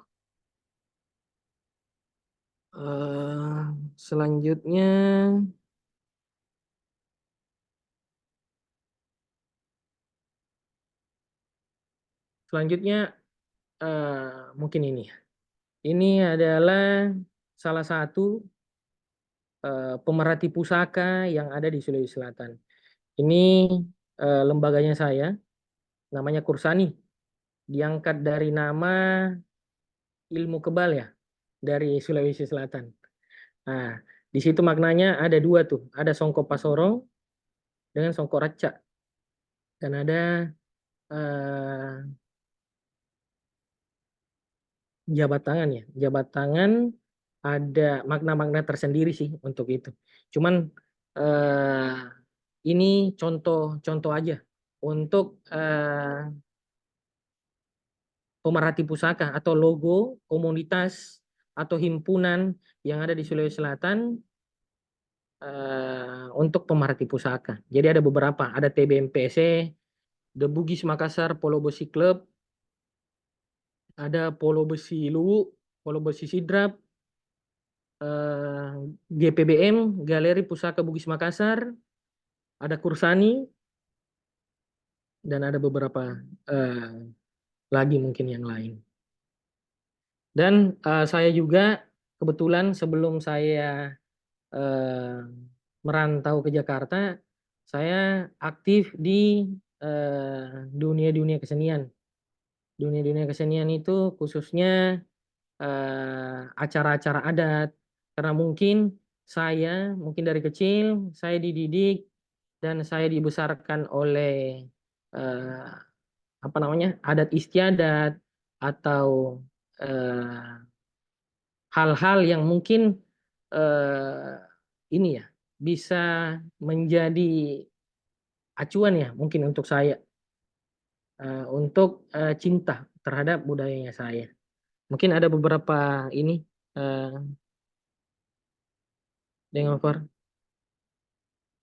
ada beberapa ini waktu acara di Kabupaten Bulukumba ya. Jadi pada saat itu kemarin kita di Bulukumba khususnya untuk pemerhati pusaka Kursani, kita datang ke makam-makam kuno ya, makam-makam tua, makam-makam dari raja-raja, raja-raja Bone, raja-raja Goa, Raja Luwu yang ada di Sulawesi Selatan dan mungkin kurang terjamah ya oleh pemerintah begitu. Yang gambar sebelumnya, Dengovar, itu di Kabupaten Bulukumba begitu. Selanjutnya ada beberapa acara-acara adat seperti kayak acara, coba Dengovar yang tadi itu yang di sebelah kiri ya. Sebelah kiri itu acara kirap pusaka dari Kerajaan Kasikebo di Kabupaten Maros. Jadi ada beberapa budayawan, pemerhati pusaka, teman-teman dari kerajaan itu ada ada hadir untuk menghadiri acara kirap pusaka di acara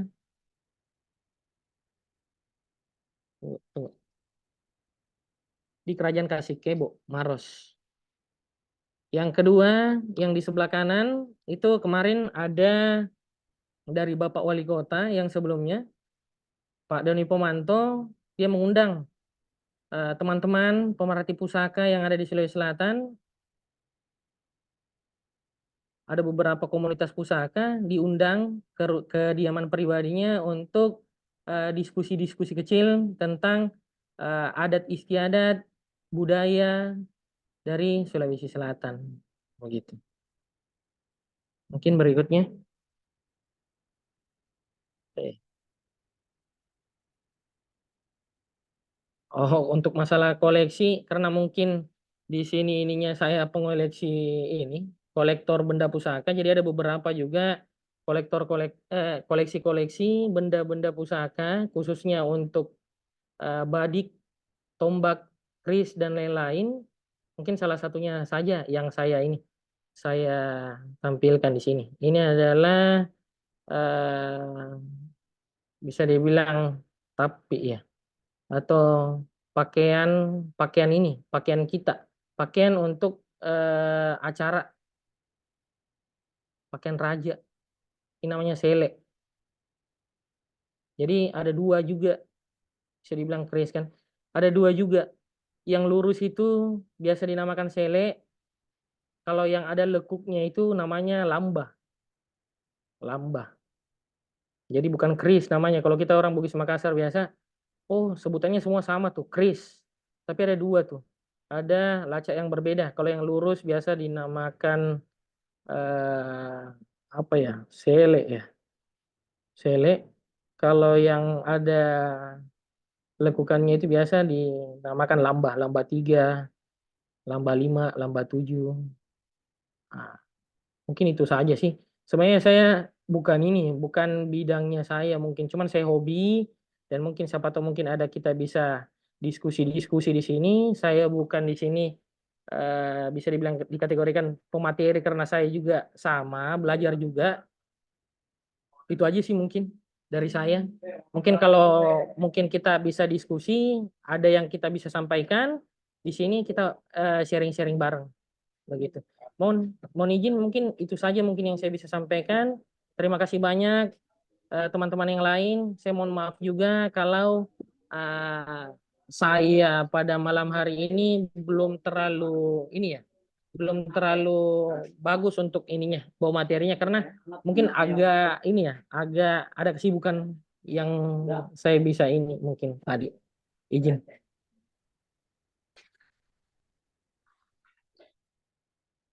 Oke, baik. Terima kasih banyak atas materi yang sudah disampaikan oleh Kakanda kita di Muhammad Yahya Usman selaku pemerhati benda pusaka yang ada di Sulawesi Selatan. Ya, baik. Untuk season sharing yang kedua sudah selesai. Ya, mungkin Bung Abdi Mahesa dan Bung Andi Muhammad Yahya Usman, kita akan buka season tanya jawab dari para peserta yang hadir pada malam hari ini. Ya, silakan untuk para peserta yang hadir pada malam hari ini via Zoom, jika ada yang ingin ditanyakan oleh kepada kedua pemateri kita, silakan. Saya buka pertanyaan. Ya, sebelum itu saya potong dulu. Bagi yang ingin mengisi formulir, silakan sudah ada kirim.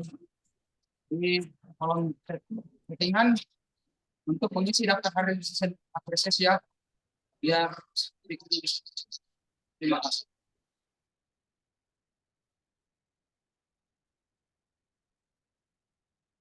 Ya, oke, terima kasih Aufar atas informasinya. Ya, baik kepada teman-teman semua yang hadir pada malam hari ini via Zoom.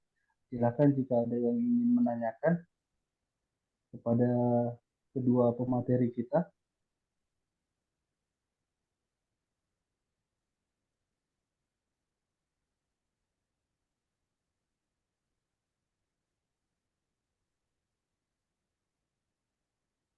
Ya,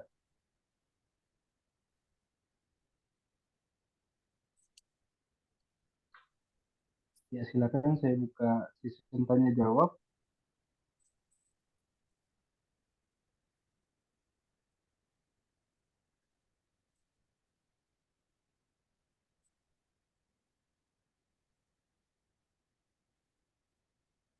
Ada yang mau ditanyakan?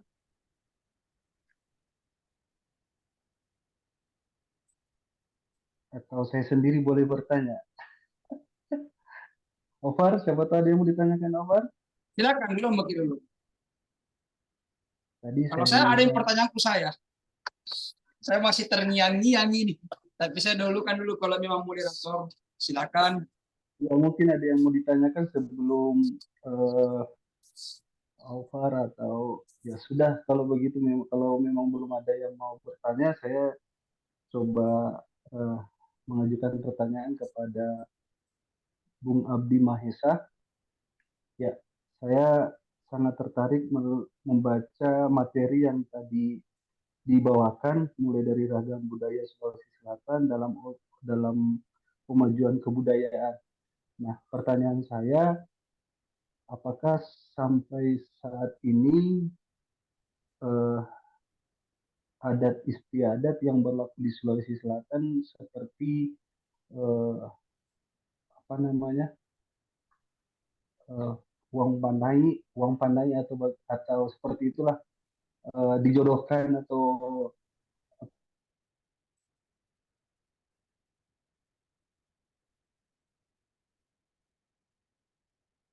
saya lihat begitu banyak pemuda-pemudi dari Sulawesi Selatan yang eh, pergi merantau ke luar Sulawesi, baik itu di Jawa, di Sumatera, di Kalimantan, atau di tempat lain. Pemerhati budaya dari Sulawesi Selatan, apakah trennya itu masih masih tinggi atau sudah menurun seperti itu?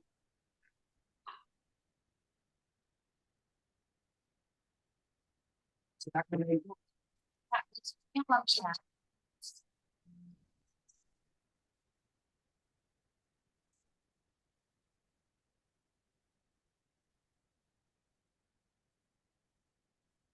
Ya,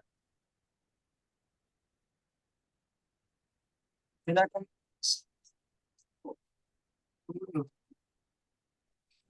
Oke. Boleh diulangi sekali secara garis besar, Kak? ya. Garis besarnya saja begini.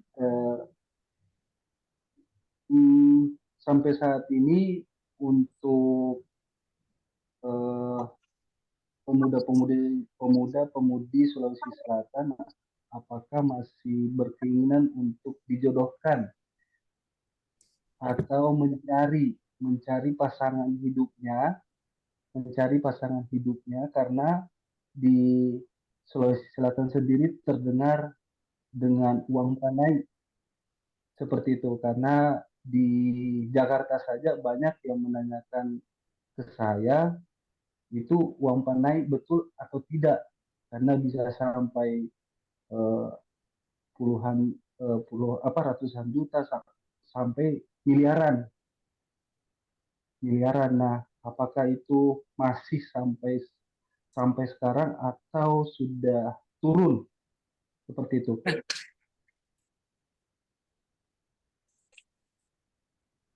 Oke, izin menjawab.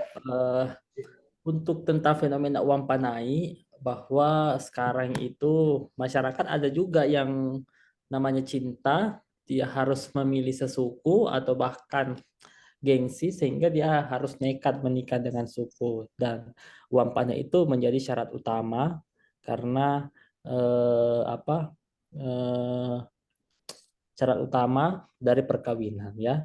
Justru memang nyali laki-laki Bugis itu banyak diuji dengan cinta yang dimana itu terpaut dengan kampung halaman, ya.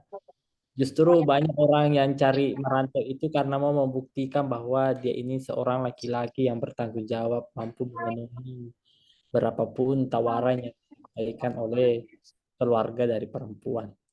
Sebenarnya itu uang panai itu sebenarnya itu kesepakatan dan sesuai kemampuan, tetapi yang merusak itu tante-tantenya si perempuan itu ya.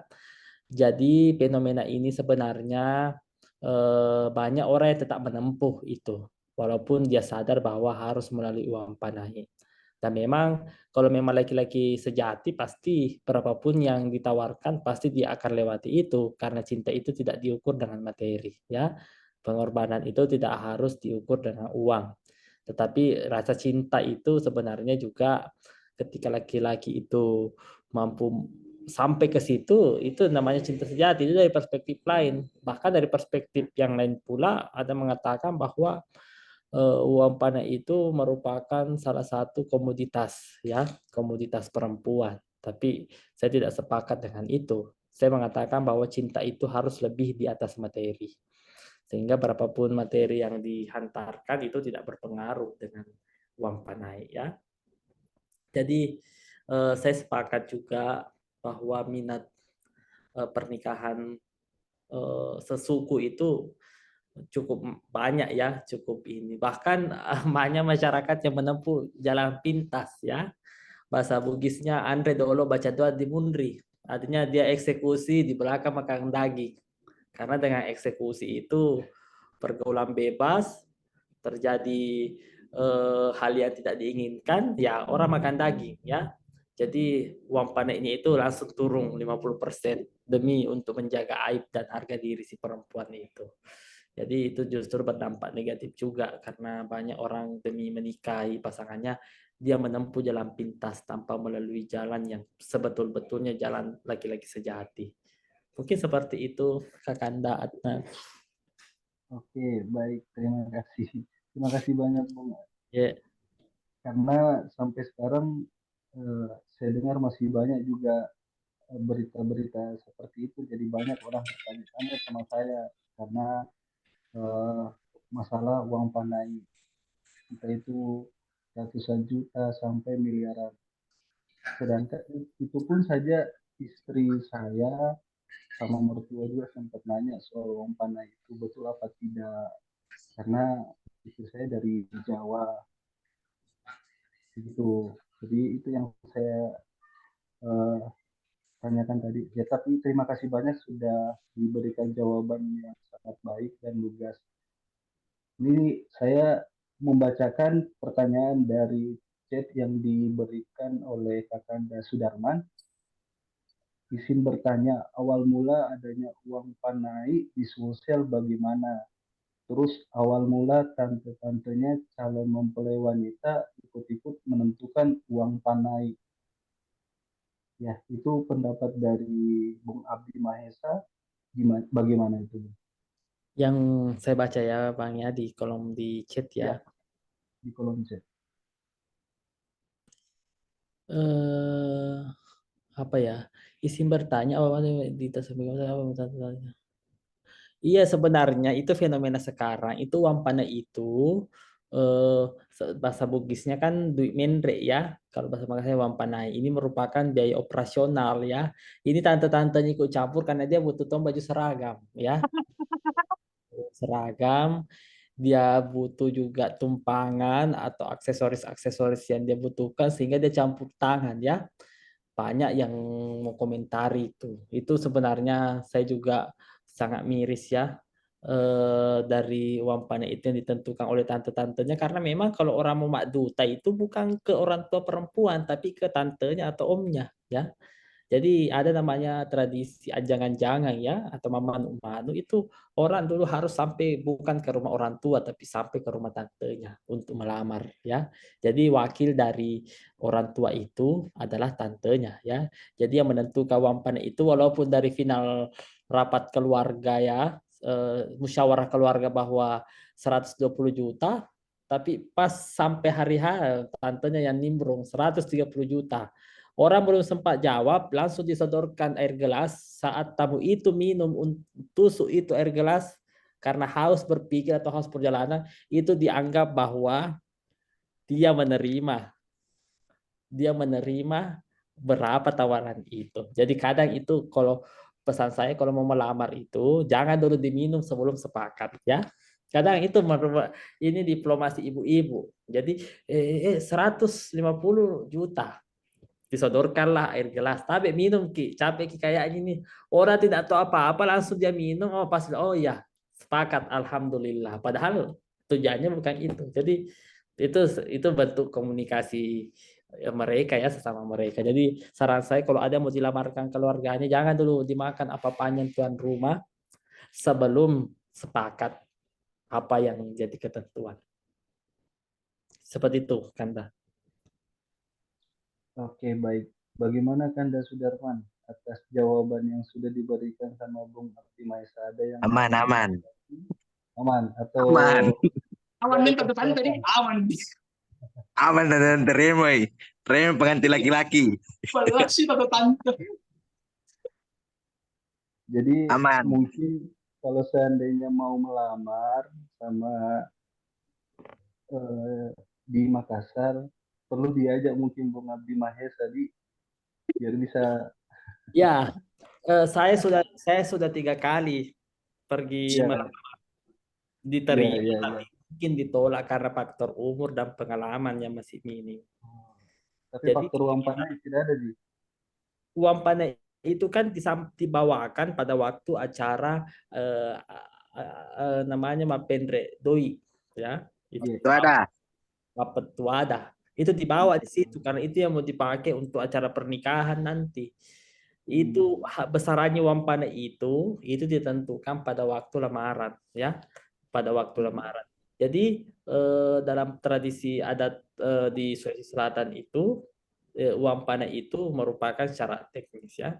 Jadi contoh ada satu tawaran itu mengatakan macinda wa mai mengalah garo narendra sepe ringgi Pak Besena. Saya berkenan ingin meladang di sawah. Sawah yang dialiri oleh sungai, tapi alirannya itu dalam bentuk ringgit. Lalu dijawab oleh perempuan itu, dikatakan bahwa iya ro anu maceninge rikada-kada memen nih. Inapa mak dunu. Artinya buah yang manis itu baru bisa jatuh ketika dijolok ya. Lalu dibalas lagi sama pihak laki-laki. Oh buah tanono rocede inapa mak dunu toritako Artinya wahai buah yang manis, merambatlah sedikit agar bisa dipetik oleh orang yang ingin memakan itu. Dibalas lagi oleh pihak perempuan. Iya robungai na wadi manono nareko engka paringgi pasio na ribini natako. Itu buah itu baru bisa merambat ketika dia diikat dengan tali. Talinya itu apa? Talinya itu adalah tali 100 juta yang dipakai membungkus uang. Itulah yang sebenarnya harus dipastikan saat orang mau melamar. Ya, untuk acara Mapetuada itu ditetapkan 5 hal. Hari H, uang sompanya berapa, maharnya berapa, sompanya apa, pakaian pengantin, berapa undangan, sama berapa mobil yang akan mengantar. Saya sering melakukan itu. Jadi ini sebenarnya yang teknis ya, karena sekarang setelah ada IO, setelah ada event organizer ya kita sudah tidak ikut lagi berat. Tapi orang-orang dulu itu harus sangat rinci. Siap gantau nah artinya berasnya itu berapa kilo, gulanya itu berapa liter. Kalau saya menanggung kerbau atau sapi, apakah kamu siap menanggung beras? Jadi semua itu jadi semua dipikir. Ada 10 itu pengeluaran. Pertama itu undangannya, ada laminnya, ada pakaian pengantin, baru 3 kali ganti pakaian pengantin. Jadi itu semua harus dihitung ya dalam pernikahan. Jadi saya pikir bahwa reso pada janji, hanya usaha yang mampu mewujudkan itu. Kita orang Bugis Makassar sangat malu dari keboti belo-belo. Nasa ni kapa nakana tahu anu kisilarian ki kayak itu. Karena begini tendanya begini nih. Nah, kita orang Bugis itu sebelum hari H orang pesan baruga datangi keluarganya. Otomatis bungkus apa-apa.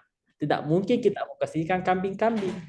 Karena pasti dia bungkus kepala ikan sama induk bepa. Ya, bukan bangke-bangke ya.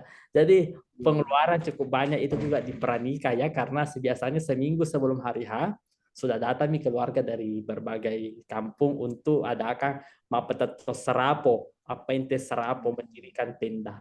Otomatis yang mendirikan tenda itu bikinkan kopi ya, dibikinkan kopi, dibikinkan indok bepa, dibikinkan mie ikan, itu pun bukan ikan lure, ikan mairo, harus ikan bolu.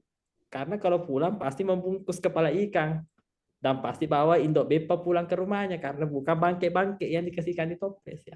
Jadi itu makanan juga sebagai simbol bahwa ini yang pengantin serius. Karena kalau dia tidak serius pasti yang dikasih makan kang itu pembuat baruga itu bangke-bangke aja sama kambing-kambing. Ya, saya kira seperti itu ya.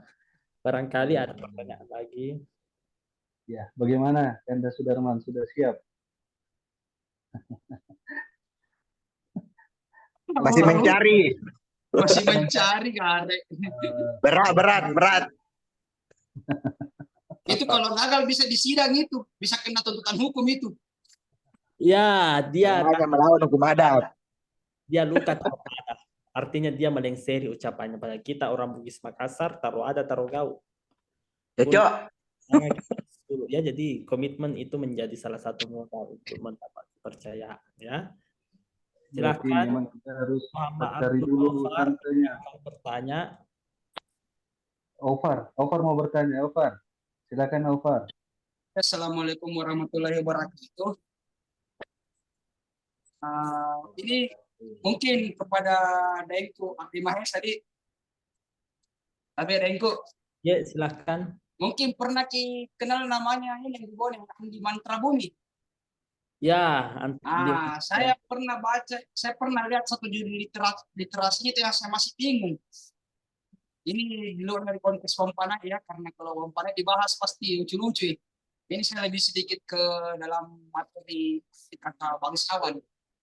Nah, ada beberapa orang yang pernah saya nyapa dulu itu, ternyata dibilang oleh bangsawan gitu, gitu.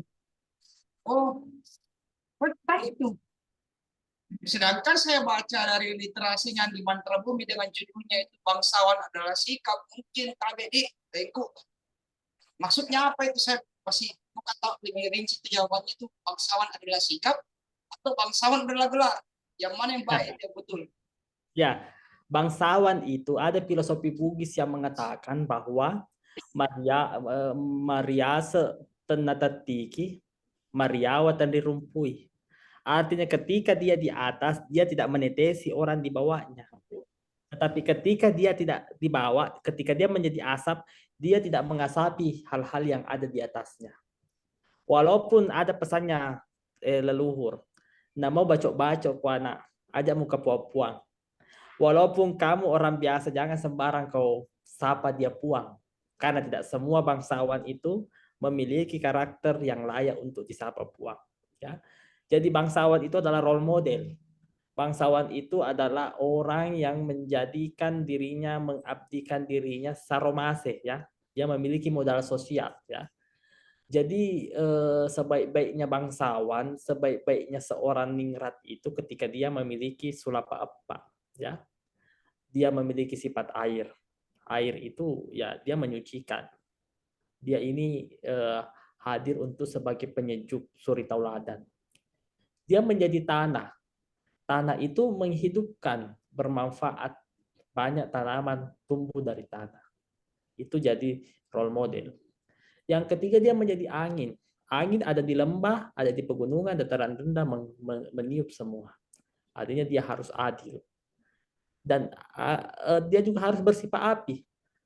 Api itu adalah tegas dan memiliki prinsip yang tidak boleh dimiliki oleh siapapun ya. Jadi ada satu ungkapan Bugis, kalau di Jawa namanya imadya mengungkarsa ingarsa suntorodo tuturi handayani. Tapi kalau di sini namanya riolo napati roang, di tengah naparaga-raga, rimun rina ampiri. Di depan dia menjadi pedoman, di tengah dia menyemangati, dan di belakang dia memberi dorongan.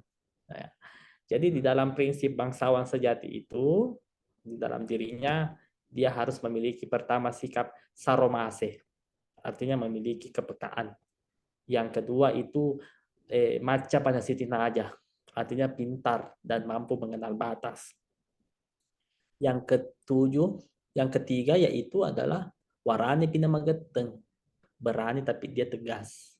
Yang keempat itu adalah mapeso nari dewata, artinya dia takwa dan taat kepada Tuhan. Jadi bangsawan itu bukan gelar, tapi dia itu sikap, ya, sikap.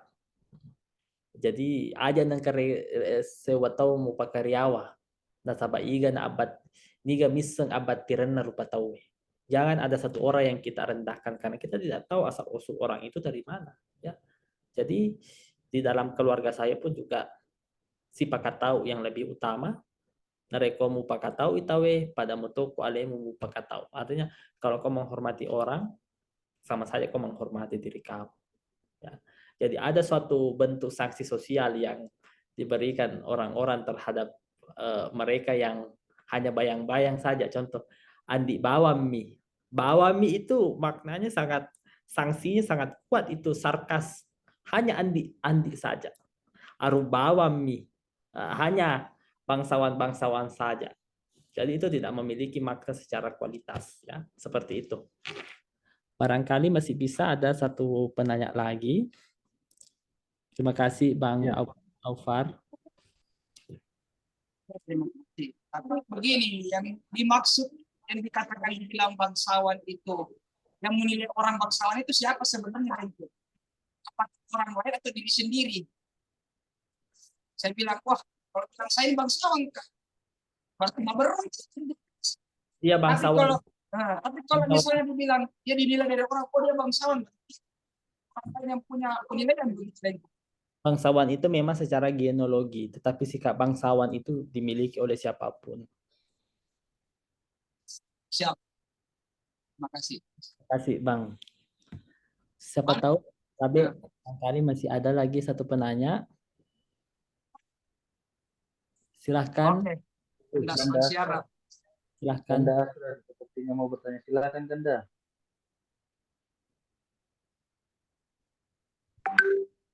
Ya, dibuka video tadi. Wabarakatuh. Terima kasih atas pengantar perspektif yang sudah disampaikan oleh kita selesurta Abdi Maesa. Sungguh banyak pesan-pesan dan pengetahuan-pengetahuan kebudayaan yang bisa kita petik. Kalau saya sebenarnya secara pribadi, diskusi-diskusi seperti ini harus terus kita gelorakan. Kalau bisa Bang Abdi mengadakan tadarus kebudayaan atau apa istilahnya, supaya kita ini bisa malise dari sisi kebudayaan. Itu hanya usul saja.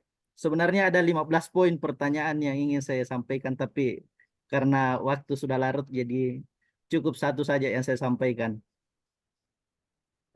Yang ingin saya ajukan, saya ingin minta sekali lagi kepada Bang Abdi, pesan-pesan sosial atau pesan moral yang bisa disampaikan kepada kita semua pada malam hari ini sebagai pemuda perantau dari Sulawesi Selatan. Spirit apa yang harus kita pegang teguh supaya kita ini tidak kehilangan identitas di tanah rantauan.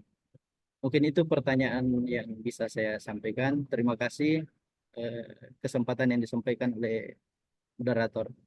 Assalamualaikum warahmatullahi wabarakatuh. Waalaikumsalam. Terima kasih banyak, Deng. Sebagaimana yang kita tahu bahwa kita sebagai perantau Bugis Makassar itu memiliki sebuah prinsip yang kita junjung tinggi, yaitu nenek moyang kita bahwa dia dikenal uletnya. Ada suatu ungkapan Bugis yang mengatakan bahwa aku lupa pe komulau ada rompe komuliso.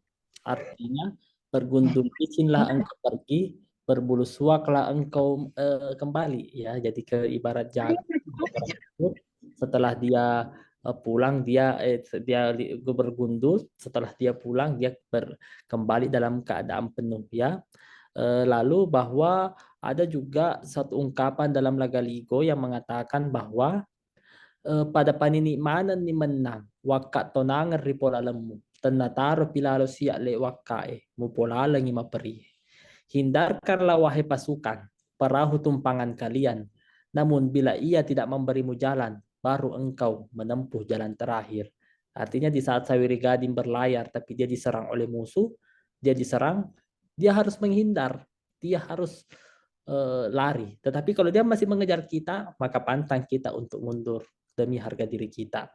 Nah, kesatria itu juga terbangun bahwa konsep-konsep perantauan juga itu mengilhami dengan konsep pelayaran di mana di abad ke-17 ada seorang Matoa di Wajo namanya Amanagapa melahirkan sebuah hukum laut yang bernama Allopiloping, Lontar Allopiloping, yang dimana perkembangan bidang pelayaran dan penyagaan rupanya tumbuh dengan migrasi sehingga istilah Pasompe itu muncul. Nah, motivasi orang Bugis Makassar berlayar ke penjuru Nusantara yaitu untuk memperluas pengaruh di ekonomi hingga memperkuat kekuasaan politik yang dibuktikan dengan pernikahan dengan bangsawan setempat.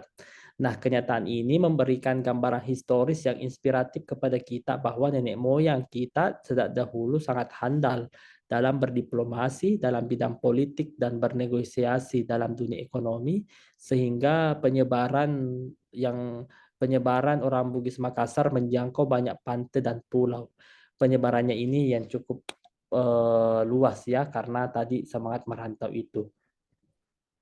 Jadi sebagai kesimpulan tadi yang saya sambut dari Pak Edeng Asran bahwa lagi-lagi semangat perantauan seperti yang saya rasakan sekarang itu juga pada hari ini bahwa kita tidak boleh tenricau ya, kita tidak boleh dikalahkan, kita tidak boleh ditaklukkan, kita harus menduduki jabatan yang penting, jabatan yang paling utama, karena memang di dalam darah kita, di dalam nyali kita, di dalam prinsip, di dalam obsesi dan selera hidup kita itu selalu ada yang namanya semangat pantang untuk ditaklukkan, pantang untuk ini. Bukan berarti kita sosok yang ambisius, bukan. Tetapi mengajarkan kita untuk memiliki nyali, tekad, dan memiliki suatu pandangan yang lebih kuat. Karena itu didorong oleh bagaimana sejarah mencatat dari perjalanan nenek-nenek moyang kita terdahulu. Dan nenek-nenek moyang kita dulu, dia berangkat itu bukan juga karena faktor keturunan, bukan karena harus bangsawan baru dia merantau. Justru yang non bangsawan itu yang banyak mencetak, yang banyak membangun, dan yang banyak yang mengukir sejarah dan juga pembangunan dan perubahan sosial di daerah yang dia tuju. Jadi saya pikir bahwa dengan kegiatan yang dilaksanakan di HPSS ini tadi juga disambung oleh Kakanda tentang laca atau senjata tajam. Modal laki-laki Bugis itu ada 5. Pertama itu dia harus memiliki pasangan. Yang kedua dia harus memiliki cincin atau batu-batu. Yang ketiga dia harus memiliki ayam jantan. Yang keempat dia harus memiliki songkok reca, dan yang kelima dia harus memiliki badi ya. Jadi itu syarat menjadi laki-laki Bugis. Dia buranin aku buarania punah teh kita pakai menjo 5 iya. Jadi itu yang harus sebenarnya menjadi modal kita. Tapi yang paling utama itu adalah ujung lidah, yaitu kemampuan bernegosiasi, kemampuan berdiplomasi, melobi, dan segala macam ya. Jadi saya sangat bangga. Saya sangat bangga lahir dari rahim Bugis Makassar. Saya sangat bangga lahir dari masyarakat yang membina ini. Jadi sebelum saya ini, izinkanlah saya untuk menutup dengan ada sedikit syair ya, yang saya bacakan kemarin. Isinya begini. Ketika genrap pakan jarak dari tanah Makassar sedang ditabuh, pantai dan gugus pulau pun perlahan beringsut, menjauh dari tubuh pinisi yang berlayar, melayarkan mantra dan doa-doa. Nyanyian dan tari mendayu pun mulai menghentak, angin mamiri mulai bercumbu dengan layar. Kita kini menyusuri Selat Makassar, meraih cakrawala, busur panah kehormatan tanah Bugis yang melontarkan anak-anak panah kesatria yang santun, anak-anak Indonesia yang terbit dari timur, pemuda yang tak sabar menanti menyambut perubahan di seantero negeri. Bermain dengan anaknya topan pada tiang layar yang berbisik, maka janganlah panik, jangan menambah gemuruhnya, pasang kesabaran dan menarilah di atas ombak. Turunkan layar, jangan ulurkan jangkarmu, karena kita sedang melaju ke depan. Kitalah pendekar pengetahuan yang menanti fajar dari timur dan melewati senja di pantai barat. Berbekal semangat dan ininawah, tanah yang mencatat etos kerja dalam setiap denyut peradaban. Raga kita memandang jiwa yang menyambut ilmu amal yang padu mengabdi. Meski kita jauh dari tanah ruatan, segeralah beranjak mengangkat sauh menjemput kejayaan, gemilang di Pulau Harapan, memeluk segala suratan yang digariskan. Lau sapa deceng, li sumapa deceng. Berangkat mencari kebaikan, pulang membawa kebaikan. Manusia Bugis Makassar memang dilahirkan begitu. Roh perwilah tinggalan moyang, tak mungkin digalang ganti, biar beribu tahun berganti. Manusia ini dijadikan begitu, agama dijunjung, adat digendong, bersatu sebati menjadi darah, menjadi nadi hingga ke tanah. Manusia ini begitu sifatnya, kental juang, rajin usaha, mawata makareso tak kira di mana, keras hati bersemangat baja, tinggi pribadi, baik pekertinya, besar ego, mulia hatinya, panjang akal, luas langkahnya. Kega sanre lo pie, kotoni lo ripalabu sengerengi. Di mana perahu ditambat, disitulah kehidupan engkau bangun. Rela mati pertahankan marwah, siri dijaga, pese dipelihara, derita saudara ditanggung bersama, pada idi, pada elo, sifat tuo, sifat tokong, menjadi pegangan setiap perjalanan. Meniti gelombang harapan melanda surya yang retak, menyertai pertualangan anak Bugis di tanah Pertiwi. Kualiangi talang anak Towalia, sekali layar terkembang, pantam biduk surut ke pantai, sekali niat, prinsip dan visi telah tertanam, pantang mundur untuk selangkah pun. Punna salang la nusombala mikalenno, jika kelak engkau melayari nasibmu anakku, urangi, ingatlah, inroirong papaluak no pintujui, kelilingi dapurmu 7 kali, solana nasinga rata lasaknu, agar hidupmu bercahaya. Apa enteng kaburaneang, menegakkan kelaki-lakianmu, buranena buranea, lelakinya para lelaki, pas solekna buta Mangkasara, peziarah dari tanah Makassar, burane capak taluah, lelaki dengan 3 pangkal, alus natara kanak-kananna, santun tapi tajam dalam berkata-kata, ammenteng ngari kalak biranta bainea, berdiri di kemuliaan wanita, ammu buka badik punatena mutakam manna, mencabut badik jika itu pilihan terakhir. Terima kasih banyak teman-teman HBSS, saya sangat senang sekali bisa membacakan syair yang saya susun setahun yang lalu ya pada waktu Kongres Kebudayaan. Syair itu saya susun dalam waktu setengah jam karena sudah mau tampil tapi baru menyusun. Semoga syair yang saya bacakan tadi itu menginspirasi daya juang dan semangat Reso dari teman-teman semua ya. Semoga dari kegiatan yang saya materi di HBS bisa memperkuat hubungan emosional saya, memperkuat ikatan persaudaraan saya dengan teman-teman HPSS. Apapun kondisi saya, apapun proses yang saya capai, semoga saya tetap memberikan manfaat kepada HPSS selanjutnya. Sekian, salam kita pada salama. Wassalamualaikum warahmatullahi wabarakatuh. Waalaikumsalam warahmatullahi wabarakatuh. Terima kasih banyak atas sharing seasonnya, materinya, sama syair penutupnya pada malam hari ini oleh Kakanda Abdi Mahesa dan Kakanda Abdi Muhammad Yahya. Ya, mungkin berakhirlah pertemuan kita pada malam hari ini via Zoom dengan sharing seasonnya kita dengan 2 materi yang sangat bagus dan memberikan pengalaman tentang Sulawesi Selatan. Ya, mungkin teman-teman dengan